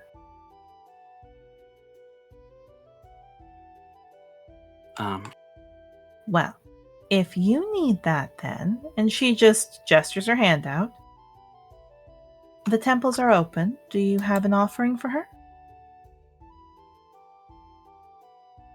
Oh, right. No, I haven't gotten one yet. That will be needed. She looks.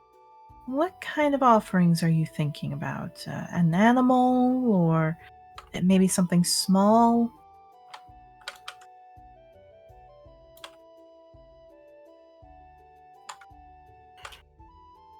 Let's see, I know it's a hunted animal is her main offering.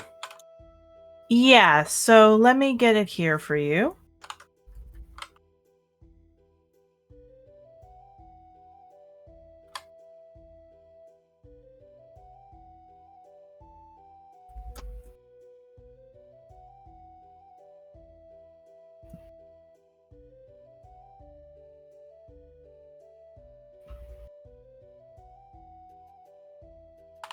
Here we go. So basically, each of the Celestials have something else they need. She kind of starts to look. You could just do money if you want to be on the safe side.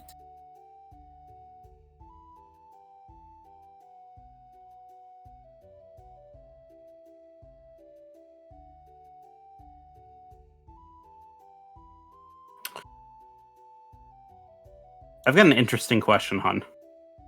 Yes. Can I call a Celestial, quote-unquote, without an offering if I have, like, one of their feathers? Technically, yes. You can also just admittedly probably walk in because you know if nothing else, she owes you, not the other way around. Yeah, he's gonna think about that for a second. Actually, I might... If I have to give money later, I will, but I think I might forego the offering for right now.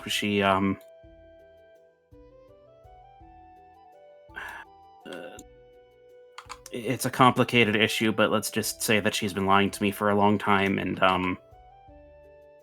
she knows that I'm upset with her. Oh. That's, different. Well, that's okay. I would still, on the safe side, bring something in, though, if it makes any sense. I have my coin pouch if I need to. She nods. Gold coins and platinum and all that are not accepted. She looks. If you really want something, she thinks about it. Animal feed, contraceptive plants, animal pens, all of those are allowed.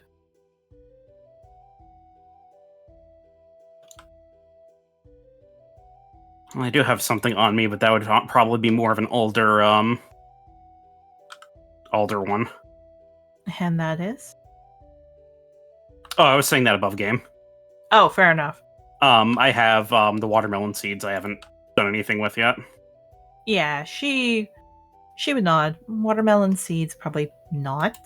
But yes, bringing animal feed is accepted and oftentimes recommended in the Zarola temples.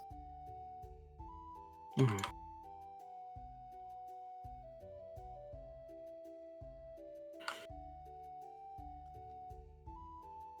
I guess a bag of cracked corn then, or a small one. She nods. If you have some here, or if I have to run out, then I'll be right back.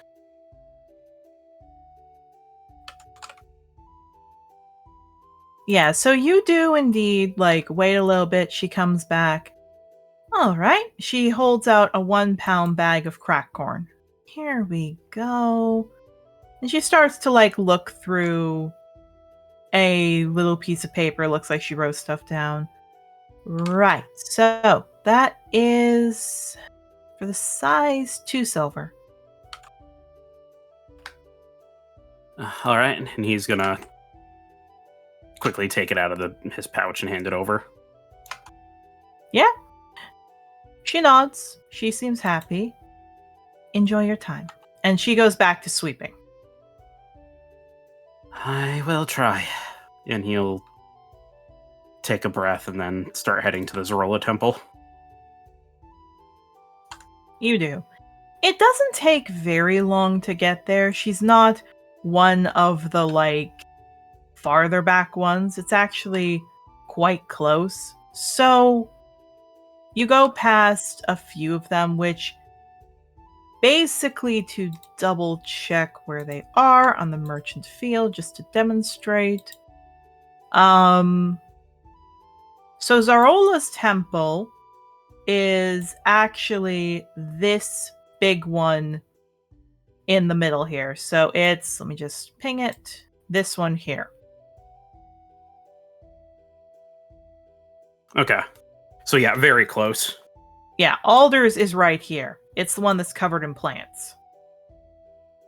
He has the second biggest one next to, I'm assuming that's, I'm assuming that one, the other big one is, why is my brain not working? Ulysses. Yes. Yes.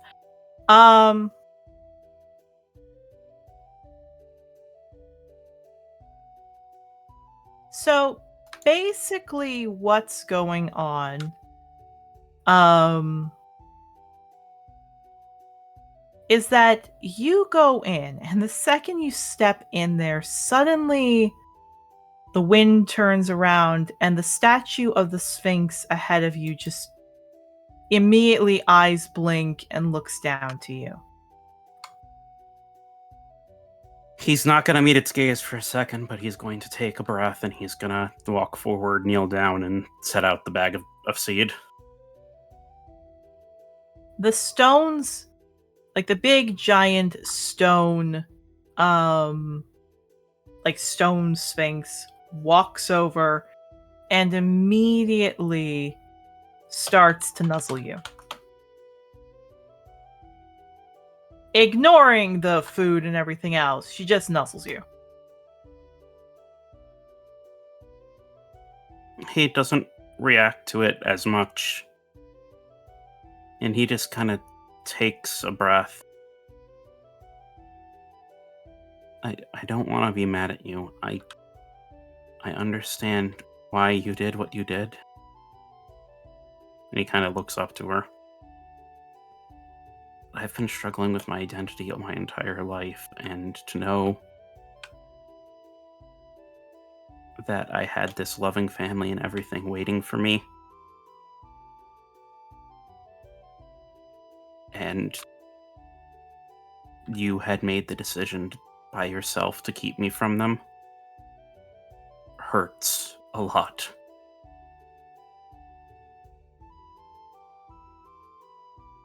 She doesn't say anything, she just nods.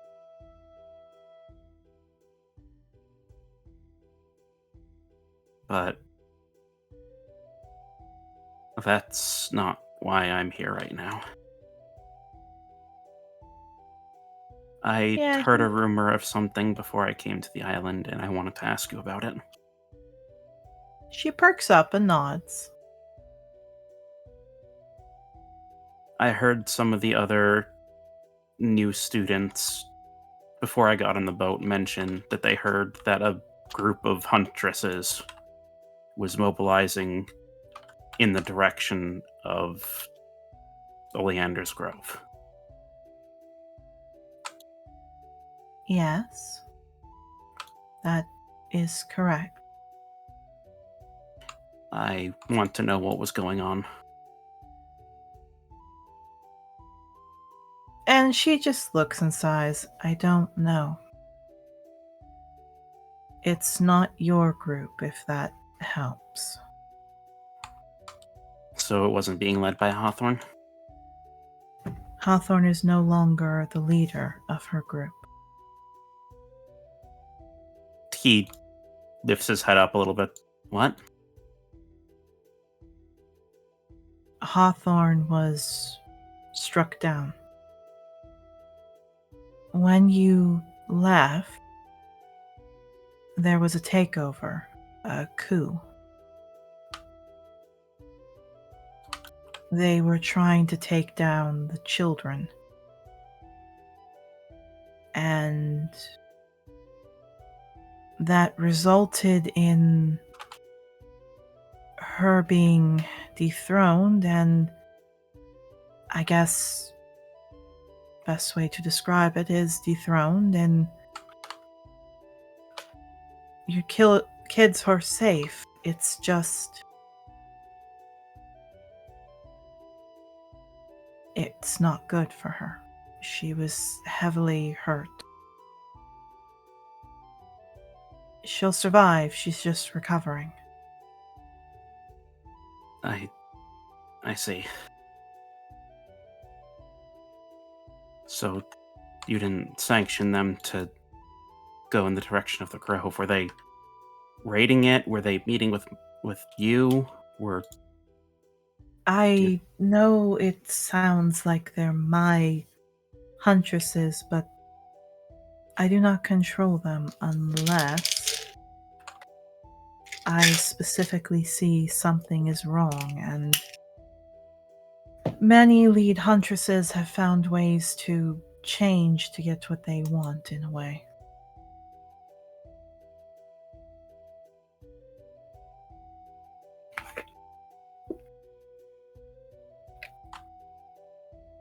Okay. I wanted to ask because I'm gonna be trying to get Mountain out, and some Morven offered to have Dragon Riders help. And I wanted to know what was going on there. I didn't know if you had already been doing something. No. What I think probably happened is your kidnapper has found a way to convince one of the groups to stay there. Which means that Mountain and the children will not be able to get out, if I'm being honest. Unless... And she kind of looks to you. I were to convince them to come to the edge of the grove.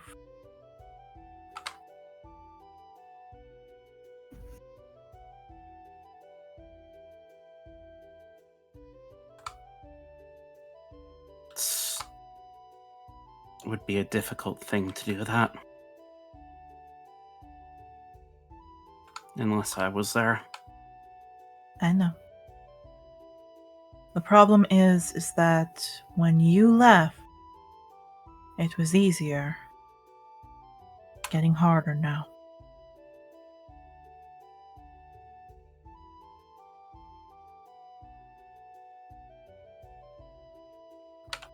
Mm.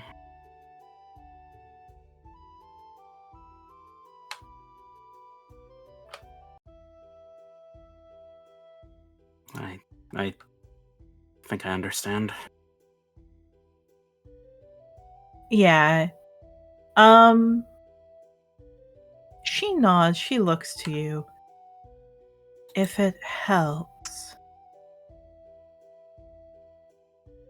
I think it's the least I can do is try to help you.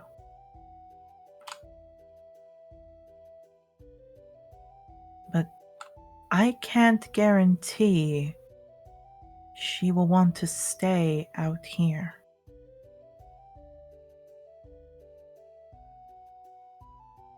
I know.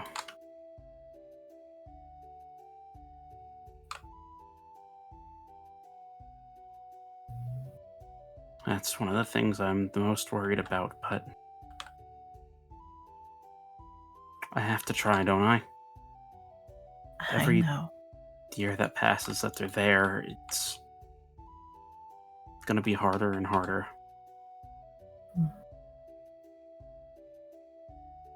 She kind of lifts her head up, looking in the direction, looks to you. Go get Morven and bring him here. Okay. And he's going to bow and he's gonna start walking out to go find Headmaster Candlelight.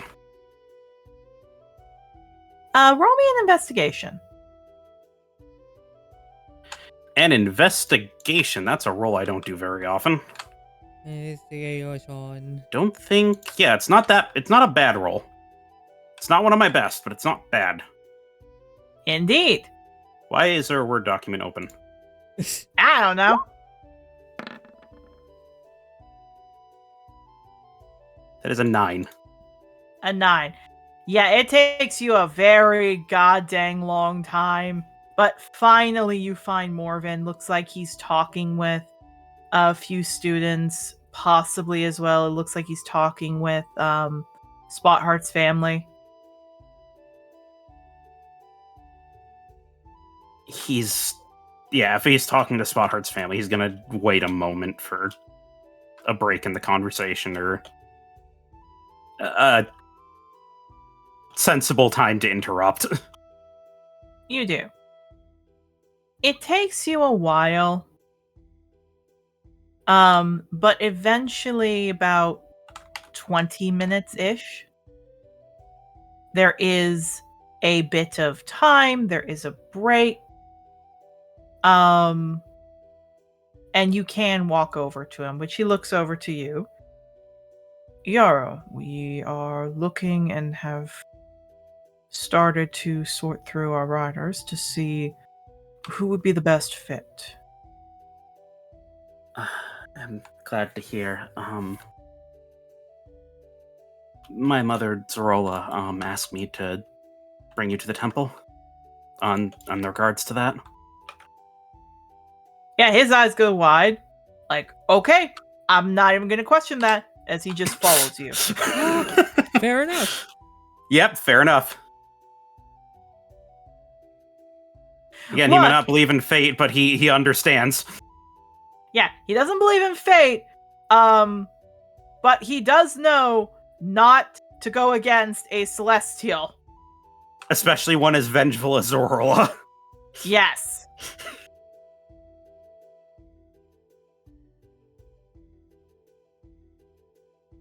Mabel and I have the privilege of scary god. Nope, they're nice to me. Yeah.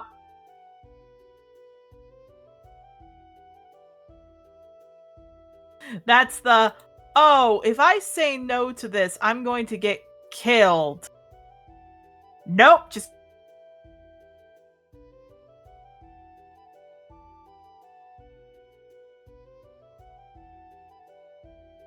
Yep, so he's just gonna bring him back to the temple. You do. Immediately, he, before he goes in, he goes over to Maria. He brings over and exchanges his gold coins for Electrum. And it looks like he has maybe about 20 Electrum coins. So 10 gold pieces, which is a good amount.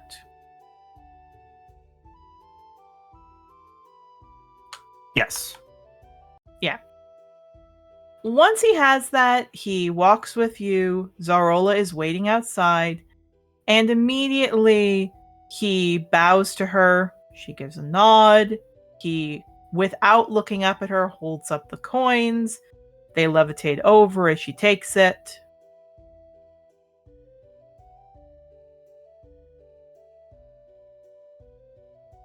I hear you are helping my son get people he cared about here. He nods. That is correct. If you were to do that, you will die. He doesn't look up, but he nods. So I would like to offer something else.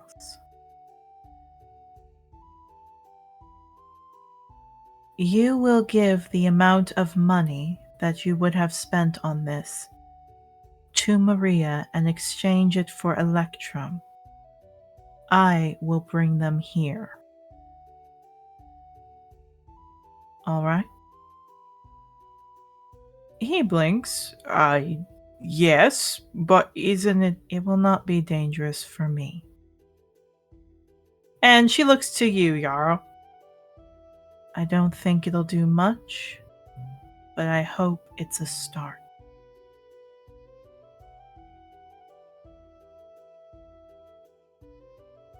If I can just...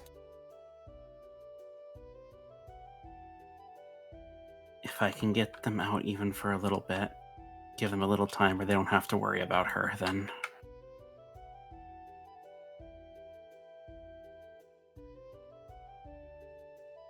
Thank you.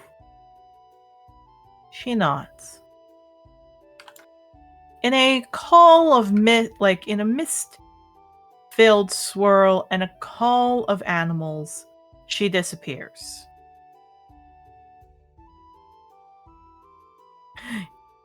Morphin turns to you, takes a break. I am going to go get the Electrum Exchange, and then I am going to make sure my heart doesn't explode out my chest. And he leaves. I understand she has that effect on people. Yup. And he just leaves. This man knows when to get out. So am I supposed to wait, or... You don't know! Your mom didn't say anything!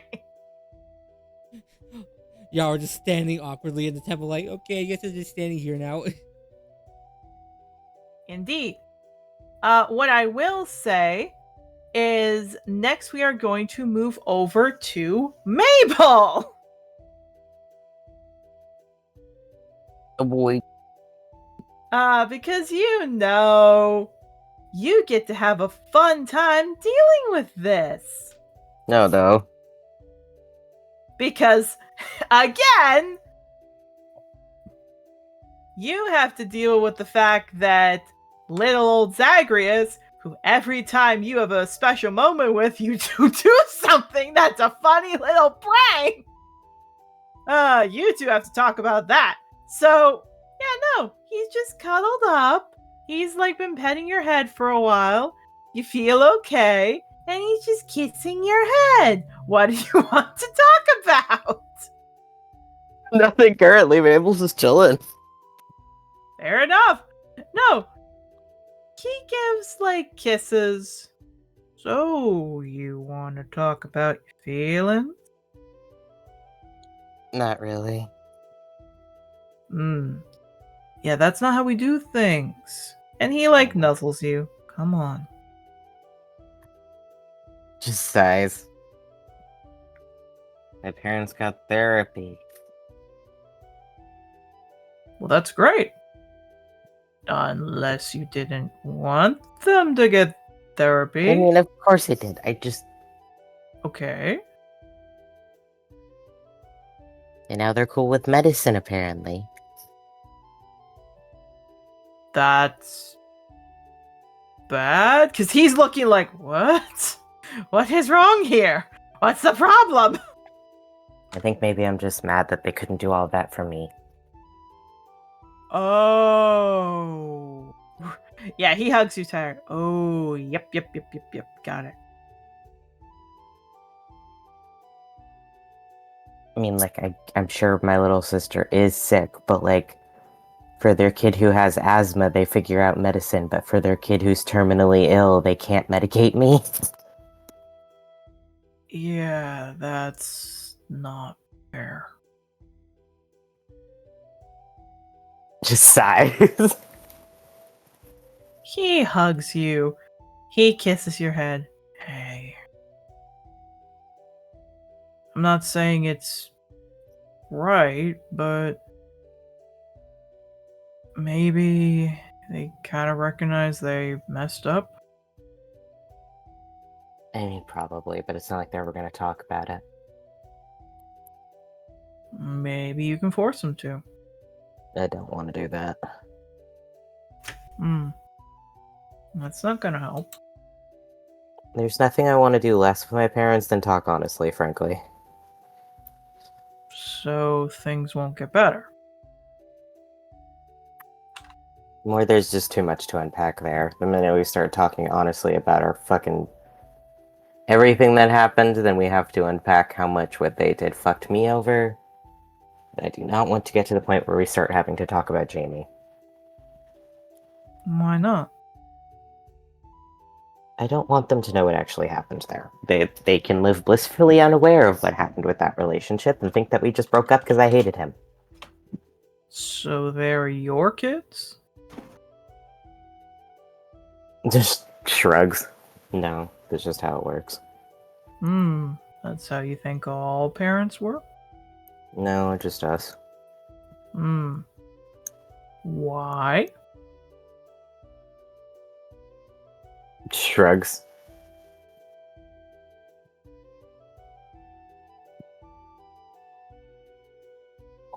So you don't have a good reason.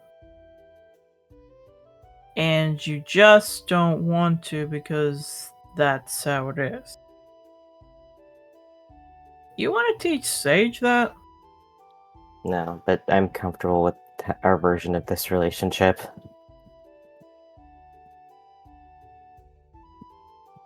Are you comfortable because you're used to it or because you like it? Probably the first one, but I don't really want to deal with it.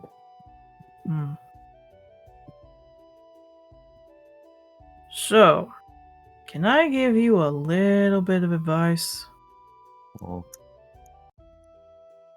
Comfortability does not breed acceptance. Comfortability does not breed improvement. It means you just stay here. And whether you want to accept it or not, that's not good to do.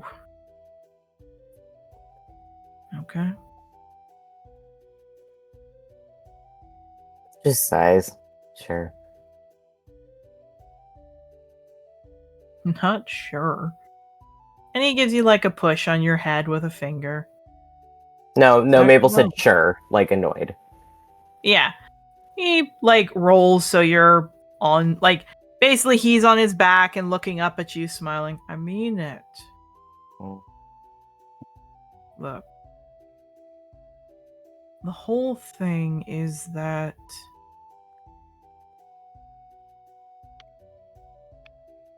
you deserve somebody to look out for you. And maybe they can give every reason in the book, but they should be the ones looking after you. And he looks sad. If I don't have a lot of time with you, the least I can do is try to help you make this better. Okay? I get it. I'm honestly fine though. I don't mind taking care of myself. I'm going to repeat this. And he like puts his hand on your side of your face. I care about it. We're kind of past the point that this is a relationship worth fixing though, like in that sense. I'm 25. They can't, even if we did figure out a relationship, they don't take care of me anymore. Do you let them take care of you? There's no reason to. Yeah, that's what I'm getting at. Is he like pushes your nose with a finger? Yeah, that's why I'm getting at it. You gotta let them in, okay?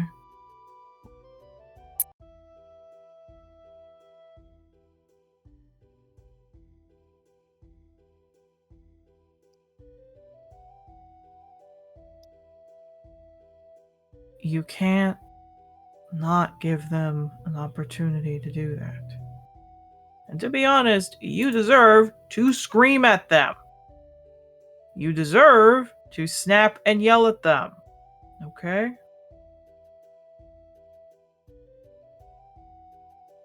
I don't want to yell at them. They deserve to bite them. I don't want to do any of that. Then you can slap them. I don't want to yell or hurt them. Can I do it? I would rather you not. Yeah, he chuckles. I figure. But you should talk with them. Look, don't want to do it for them. And he looks to you. Can you do it for me? You're not cute. I'm not cute. I'm pretty sure Sage, Cypress, Winterberry, Vervain, all. I did not make decisions to have children with you out of cuteness. Aww. And he like nuzzles your nose with his mask. I chose you because you at least one part was cute. It's like not amused by that in the slightest. And he kisses your cheek. I also did it because I think you're very smart and brave.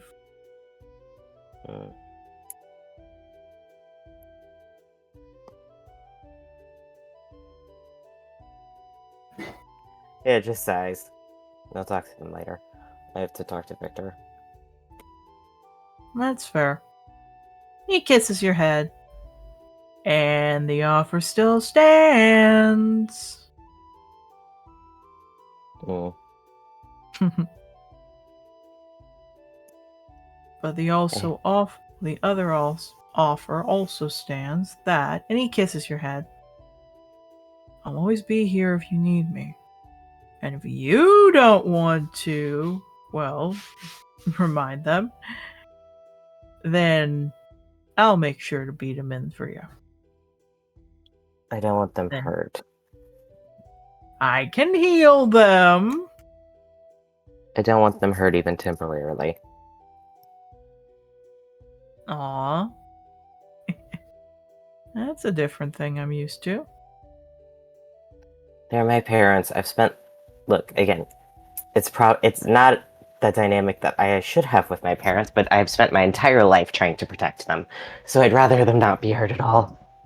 Yeah, exactly. So are you their kid, or are they your kid? I understand that it's a flawed dynamic, but it's what I've spent my life doing. I wouldn't be married to that, or engaged to that man if it wasn't for me trying to protect them. I've sacrificed everything at this point. Just sighs. Yes. So maybe, and he gives you a bit of a sterner look, you stop doing that and let them take care of you. We'll talk to them about it later. Good. He kisses your head.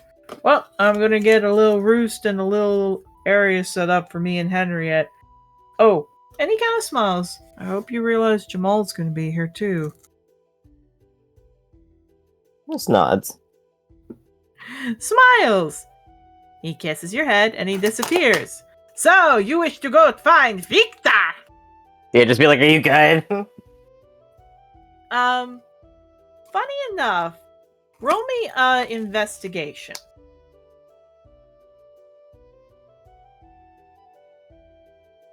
Pop. 17. 17. So you don't find Victor. What you do find, however, is Chisel is actually walking about, looks, sees you, perks up, and walks over in your direction. Yeah, waves at her. Yeah. She smiles and sits. There you are. I've been looking for you. Sorry, my parents are here, so... Understandable. He's not been doing well after the comments.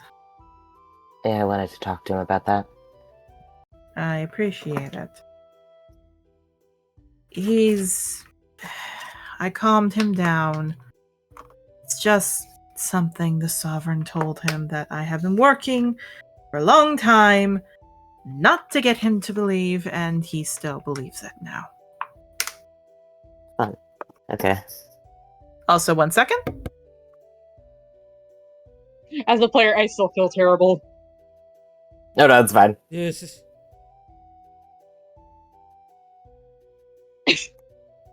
But I have to... That is her strength and fault. She is blunt. Mm-hmm. So no. Oh, you're fine. No, she looks... Will you be alright to come talk with him for a bit? Yeah, of course. At this point, it's probably better if I'm just like...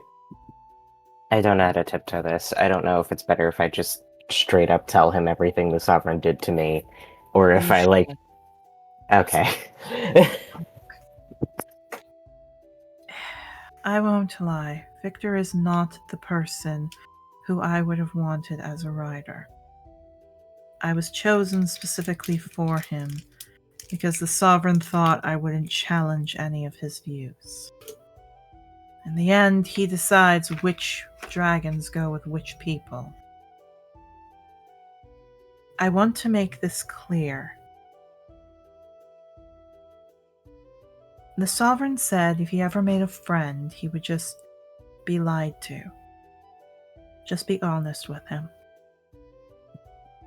Even if he has believed something else, just tell him the truth. No, it's fine. It's just not very.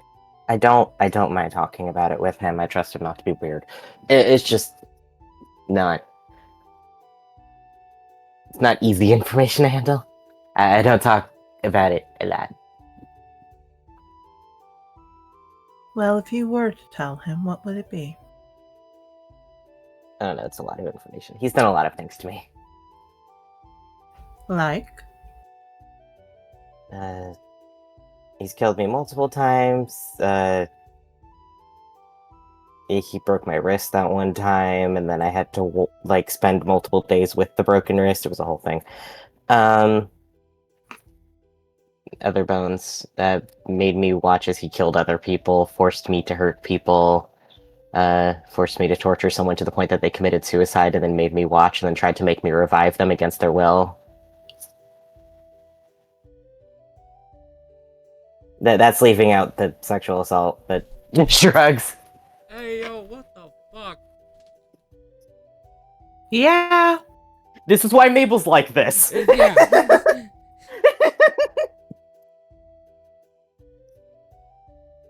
Is there anything else you'd tell him? I don't know. I don't like talking about it. Why is that? There's hardly a point to. I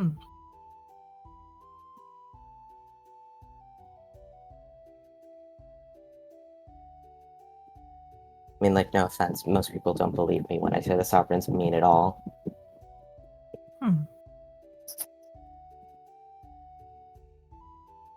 She just looks at you.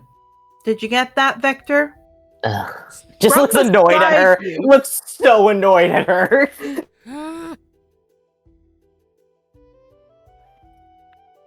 You see beside you, Victor taps a stone at his wrist. He's not looking at you. He's just rubbing his arms and kind of squeezing a bit. She looks to you. Apologies. Victor wanted to find you, but was scared of the fox girl, as he puts it, the Arcana law. For the record, wrestling feels bad. That may be. But my first job is to protect him. Yeah, that's fair.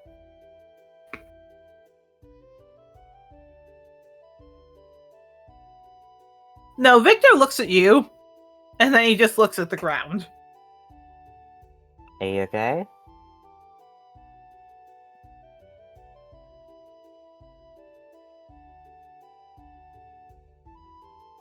Look at you. Then the ground. Then you, then the ground, then at you. You said that you didn't hide things. Mabel just sighs. It's about other things, yeah. He nods. That wasn't I didn't think you could... Mabel blinks. Okay, because my brain goes there. Do you think that I was hiding it because I think you're dumb? He doesn't say anything. Chisel, pats his head. Everybody lies to me, except Father. Just sighs. It wasn't trying to actively lie or thinking that you couldn't handle that information. It was... Most people don't believe me anyway, but also just... I've found that in situations where people are close to him, it's easier if they hear information like that about him slowly. And I don't know how you feel about this. He hears that, he nods, and he does kind of look up at you. But you're not just a person to me, you're my assistant. Aww. Mabel nods. Okay. I also don't like people hearing all that information about me, frankly. Why? I don't know, it makes me feel weak or something. It's probably something about being prideful, I don't know. That would make sense. Just not. So, for everyone here, because Victor is going to do something cute and sad. Oh no.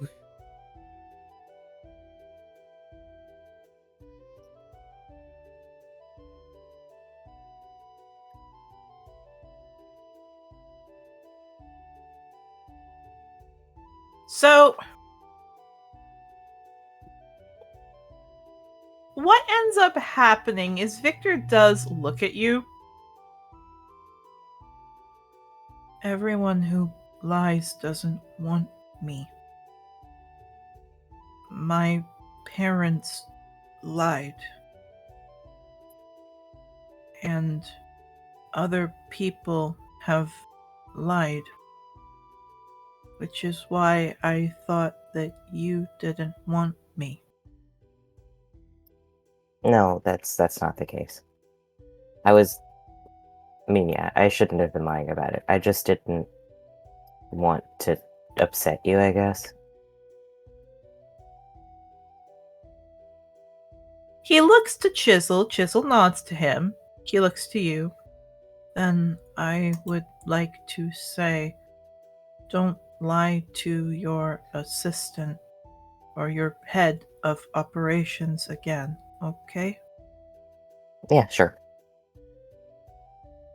Do you still want to be a friend? Yeah, of course I do. He looks genuinely surprised, but nods. Okay. Do you want to help me test out a new Warforged part? Yeah, sure, I'm trying to avoid my parents right now. Just nods. Oh, I know a good thing to do that. And he just starts walking. All you have to do is do what I did, which is tell them that you don't want them to be in your life anymore. Oh no, yeah, we're not doing that. It's very easy and effective. Mine died. Okay, well, just nods. Whoa! No, I do want them in my life. I just don't. Victor. I need folks. Why? If you do not like them. No, I love my parents. They're just exhausting sometimes. But you avoid them? On occasion. But you love them. It's complicated. You're gonna make his head explode. Wait until you find out that I basically have a different personality around them, buddy. Whoops. I can tell them for you. I would rather you not.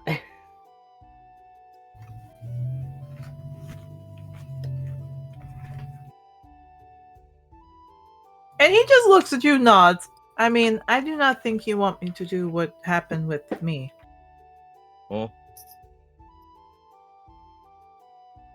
When I found my parents again, I was adopted by the Sovereign, so I can tell them that I don't need them anymore. Yeah, no.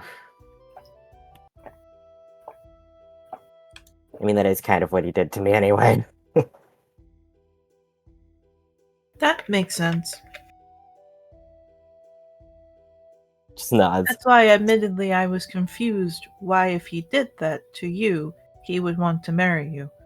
But I do not always understand what Father does. I'd love to say I don't know what his obsession with me is, but no, I do. Just shakes their head. And now I'd rather do something else. I don't want to talk to my parents right now. He nods. Do you want to get anger out? I don't know.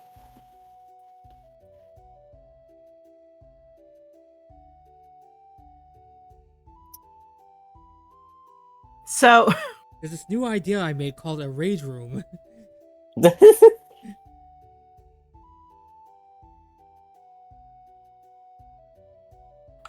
Now here's the funny thing.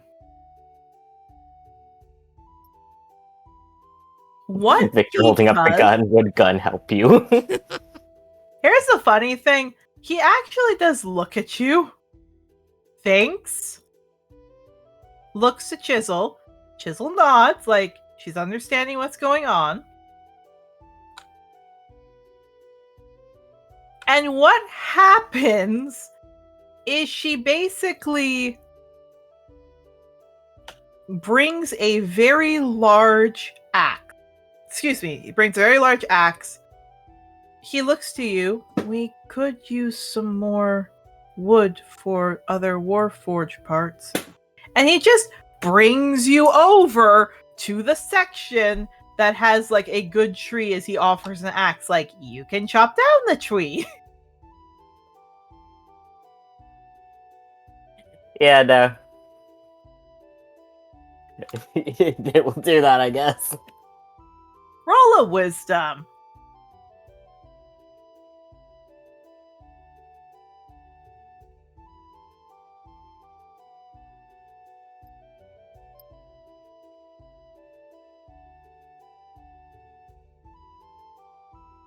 Okay. Is 18. 18. I'm going to change the music to this. Yeah. 18. You feel a lot better. Like, smacking an axe blade against a tree to cut it down and make it fall is actually quite nice, honestly. Oh boy. It's not the best, but God, is it better than how you feel? And what I will say, because this is kind of cute, Victor is watching you and just looks you over, sees that you were, again, chopping down the tree. You are very strong. Yeah, blinks. Yeah, again, I was in the Royal Guard. I like that you're very strong. Maple is staring at him like, what's that mean? What's that mean? You don't know! Just Chisel's just curled up asleep like, okay. Your shirt buttons were coming undone while you're chopping wood. I see now that if they ever get together, that Victor's the bottom anyway. Bro, sorry, I need to go make fun of Mabel for something. I don't know what's going on, but I feel like I need to make fun of Mabel for something. I'll be right back. You just see Octavia come out of the bushes. I feel like I need to commit a hate crime against Mabel's parents.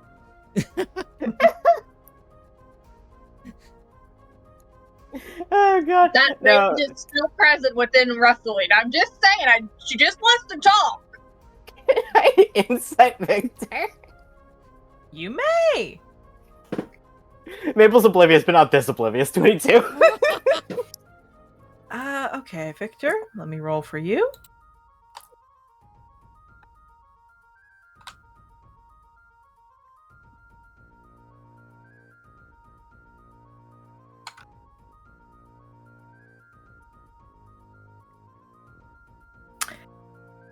Okay. You do not know if this man just hasn't picked it up. Maybe he doesn't know how to express it. Maybe he's just happy someone finally isn't making fun of him and someone hasn't been mean and hasn't been doing stuff. But he seems very happy to have you here. But you aren't sure because maybe he's not even sure if it's like a crush or something else. Mabel's like, I will not investigate this further, I think. Nope, already went through this with Rustling. Literally. And again, he just nods. And he does actually look to you, and he pulls out of his pocket. I made you something. I wanted to give it before, and then the Arcana loss scared me. Yeah, it goes over. He pulls out a little toy. A little wind-up toy. Yeah, it takes it. Thank you. He nods. Do you want to wind it up? Yeah. So when you wind it up, it does a little flip. What's the toy of? It's a it's a little puppy. Yeah, Mabel's tail's wagging. Little puppy. Oh, Flipsy. Well, here's the thing. Here's the funny thing. When it flips, Mabel, there is a little calm emotions casted on you. Yeah, Mabel's happy. Actually, wait, so when I have to roll wisdom for that because that's an enchantment spell. 1 sec. Yes. He just looks at it. You seem really angry sometimes, or scared. So I wanted to give you that, so if you start to feel that, you can cast it on yourself 3 times a day. Thank you. He nods, and he leads you back into the lab. And what I will say is, for Mabel, the rest of the morning and a good bit of the afternoon, just as everyone else has their time where they wait and they talk and they cuddle or they sit, you all just get time to relax a bit, to breathe. And though this is a little bit of a shorter session, we will be wrapping up relatively soon. There isn't much that happens throughout the day for everyone else. Mabel, you and Victor have Chisel bring food to you, so you guys got to eat. Yarrow, you do wait for your mom, but your mom's taking a very long time, so probably gonna need a little bit more time. Octavio, as much as you do like spending time with Rose, you do have to go check on Garland, and Rustling, it's the same thing. Not check on Rustling. Brio. And in this case, Yarrow, you need to check on Garland, and Rustling, Cordelia. We are actually going to move over to the Sable to have a little bit of time before we have one smaller interaction for each of you. Baby, baby, baby, baby. First interaction with baby.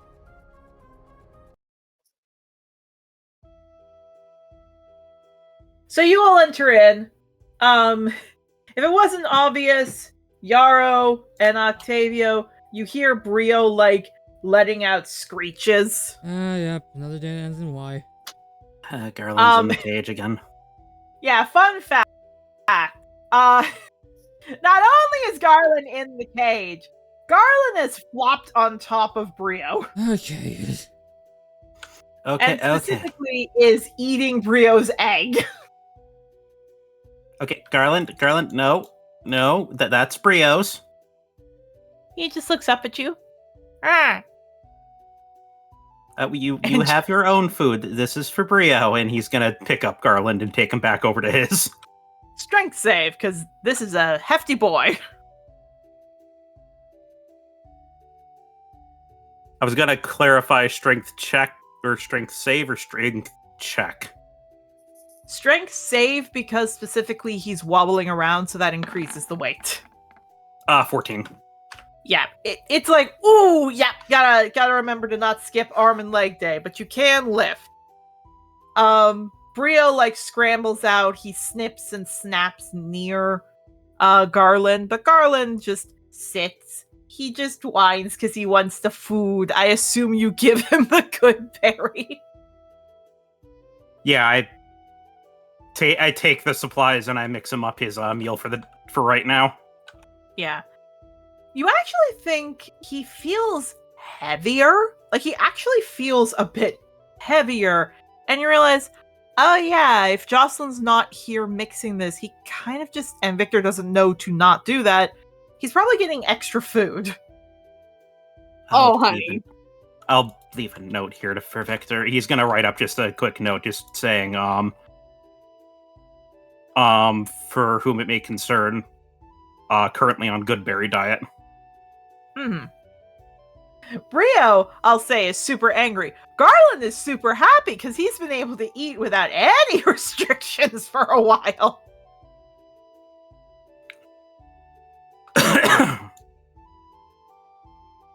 Yeah, Brio looks up to you, Octavio. He took my egg.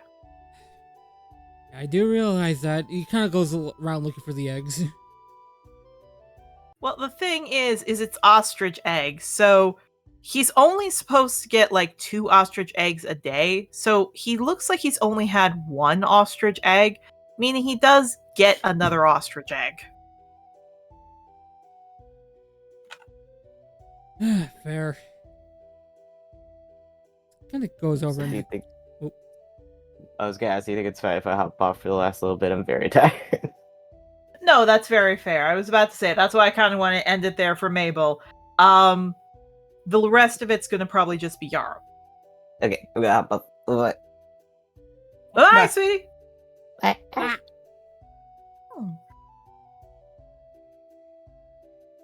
So what ends up happening is, again, like, do you want to go get an egg? Yeah. You do. He sits and waits.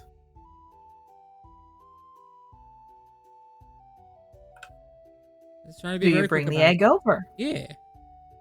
You do. As you bring it over, do you watch him, or do you like try to go get other things like brushes or towels or everything else to make sure he gets his stuff? He's gonna keep an eye on him as he's like trying to get that stuff. Yeah. So as soon as your back's turned and you're grabbing it, which, Rustling, you are in here as well. Just it takes you a bit because you need to get a stool for Cordelia. All of you hear Garland making little noises and Cordelia sleeping, but you hear Octavio, which you also hear, Yarrow. Thank you. He stops. He was like right around the corner. He kind of pops his head over.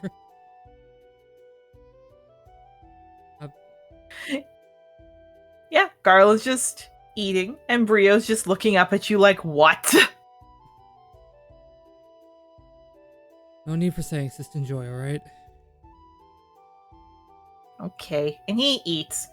But you do see him smile very quick as he cracks it open with his beak and then keeps eating. Oh. Oh. Yeah, smile. He's happy. He's happy as he goes for the brushes and stuff like that. You do. By this time, a month passed. The scales and skin are still raw. It's gone from like gray fur to like gray feathers to a little bit of color, but it's still going to take many months. For you, Yarrow, you feel and see and hear that Garland again has gained some weight. And sure enough, you can't really brush him, but you can, which is what Jocelyn has shown you, dip some water in, like, some warm water on a towel, and then you can, like, slowly wash him down, which acts like a tongue.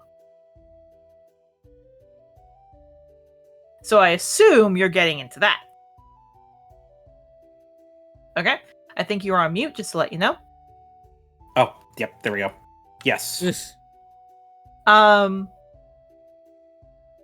So you get that. Garland just goes, ah, and like really happy seeing you, but he just goes, ah. Like he's asking for more food? Yeah, but he also knows you don't have food, and he just seems happy. Like, again, he doesn't know how to talk just yet, so he's just making those noises and grunts and other things to be like, yay. So maybe that's his way of saying yay. Like, he's happy to see you. I'm glad you're happy. Yeah, and you wipe him down, and he's good. Rustling! Baby girl, baby girl, baby girl. Cordelia has been sleeping, but when she hears you come up, because again, like it's pitter-patter and there's noise, you can easily push the gate open and go in. She lifts her head up, sees you, and kind of ducks her head a little bit. Hey, Cordelia. Is it okay if I come in? She looks confused about who you're talking about, but nods. Yes. Okay. And after she has explicit permission, she doesn't close the gate first, but she blinks. Are you comfortable with the gate open or closed? You sound like the buzz is in my head. Confusing and strange. I will love to say, Brio on the other side goes, "Oh, thank Bahamut, another one that talks. I don't have to keep hearing him." And Garland lets out like a little squee. Thank you for the commentary, Brio. Whatever. You just hear him eating egg. Oh, she blinks. That's an she looks over Octavia for a moment, like, impressed. He's getting out of his little emo phase. Yeah, Octavio just looks like he just gets a little, just mouths to Rustling. Hey, listen, I'm just happy that he's not as emo as he was. All right, we're getting there. She gives him a thumbs up before turning attention back. Oh, sorry. Yeah, thumbs up back. She'll turn attention back to Daughter because her brain is already. Oh, sorry.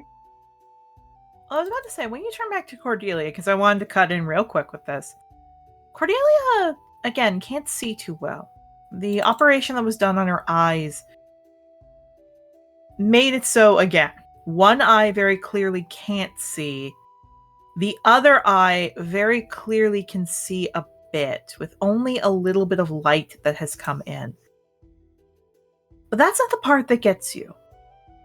The part that gets you is she's just looking, staring at things. And she just looks, and she cocks her head to the side. The flies keep buzzing, but they can't get what they want, so they buzz. And they strip things left and right.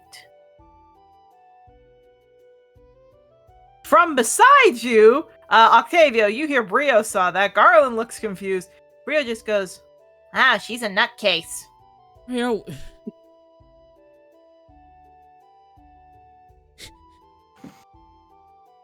well, number one, you don't call people nutcases. Not unless they're nutcases, and that's a nutcase. Cordelia doesn't seem to process Brio's there, so she just looks in your general direction. The flies buzz much with you. They make things loud.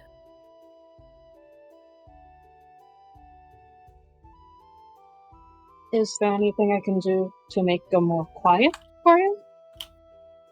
No. Okay. She just stares at the straw. Rustling, do you want to take a look at the care guide Jocelyn has written up? Because each of them has their own care guides that Jocelyn has written up. Yes. She's just happy she's verbalizing her thoughts. Yeah. She definitely could talk. It's just the issue of A, not really being allowed to talk, and B, being in a very scary place. Her voice still sounds off, definitely not common for a dragon. She's not, like, specifically understanding where she's supposed to look, where she's supposed to smell. Her care guide specifically says that she needs to gain muscle with her back legs, that Victor has done impressive work, that they can move. She just needs to start moving them. That she needs to gain some strength in her front legs. She needs to gain strength with her head and her wings, just all that. She needs to get strength. And specifically, she has said that it looks like with her raw throat, they probably didn't feed her, but probably shoved things down her throat to get what they need. So she's given anchovies, which are very tiny, tiny fish that she can get, anchovies and minnows, to eventually lead up to to eventually lead up to Mackerel. Are the anchovies nearby? Yes, the funny thing is that they're very close to her. She just doesn't seem to eat them. Okay. Are you feeling hungry? I feel as if the flies buzz and the world shifts.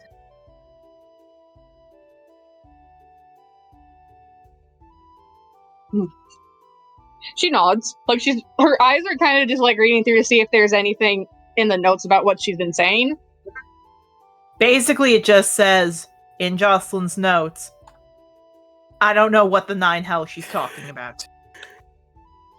Okay, so in her mind, she's like figure out what that means so she can better understand this kid. Also, make sure she's eating in a way that gives her choice. Indeed. And increase strength. And while next time we will indeed be going more to the dragons, I need to change the music. Because something's about to happen. Something happened.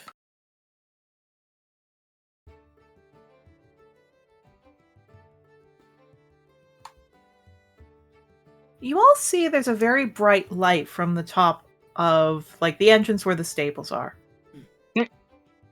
Mist and a roar almost, it sounds like animals are there.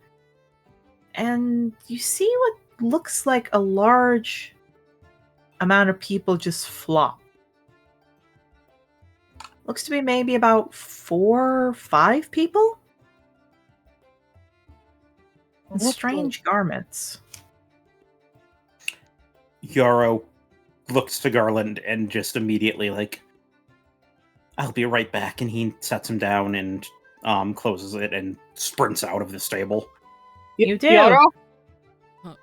Rustling Octavio, do you two want to go out to see what's happening? Cordelia, I'll be right back, okay? The flies don't know how to buzz. The world shifts. And she's just looking at the wall. Okay, sweetie, okay. I'll be oh right my back. god, they gave her clairvoyance. They didn't give her clairvoyance. Again, she's inspired from Snitter. She's inspired from Snitter from Plague Dogs. Oh. Yes. Yeah. Octavio looks over at Briel's like, I will be right back. I want to make sure that those two don't get in any trouble. All right, Briel? All right. Ken. I swear I'll be right back. Hopefully. You better. And he just keeps eating his egg. Yes, enjoy. I promise, enjoy your egg. He keeps on talking as he closes the door and then just runs off after you two. Indeed. Yarrow and Octavio and Rustling, because you all get to see this. What stands or is slumped in front of you looks to be a mule deer, so grayish fur. But what's in front of you around you is a multitude of kids, maybe age 6 or a little bit older, that have gray and brown fur combinations, all of them little girls. And who lifts up her head? All of them in these strange outfits too, but the mule deer lifts up her head, groans, and looks dead at you, Yarrow. His eyes start to well up. Mountain. Yeah, she immediately sniffles, and I assume you're crouched down. Yeah, he's moving over to her. Yeah, you do. She grabs you and just starts bawling. Yeah, he hugs her tight and starts crying as well. And the sad part is, the kids all look confused at you, Yarrow. And the mountain gets, like, crying a bit. But for you, Octavio, you Rustling, you just hear them look, Mama, who's this guy? And that's where we're gonna cut it today. Oh no. Oh Yep. no. Yep. I never said that you would tell them about you. Hoping Mountain did. Maybe. Oh god, why do I feel like lies have been fed about Yarrow? Alright, so that is it. We are stopping today. I apologize that recording was a bit shorter. I am very happy everyone here was good. Now that I know where you all are going, the next session will probably be a little bit longer, mostly because we're going to be getting through a lot of stuff. But I'll say this was one of the only ways to get Mountain out before Arc 2. Yep. Meanwhile, I know there is no way to get my folks out. They're stuck. Yeah. Primarily because the only Celestial who could do that, you kind of helped banish him. I wouldn't make a deal with the devil anyway! Fair enough. That is smart. For now, say goodbye, everybody. Especially what I wanted to do with wrestling and her daughter. Fair enough. Say bye-bye, everybody. Goodbye, everybody. Or bye-bye, everybody. I want to make sure I'm correct. Goodbye. He, hers, and them. Join us next time. Bye-bye. Join us next time for another traumatic episode of Trothar Chronicles. More like join you next time for when Yarrow gets a possible another partner. Will we ever know peace? On the next episode, Yarrow pays child support. Much. Please. Will he stop being foggy? Bye-bye.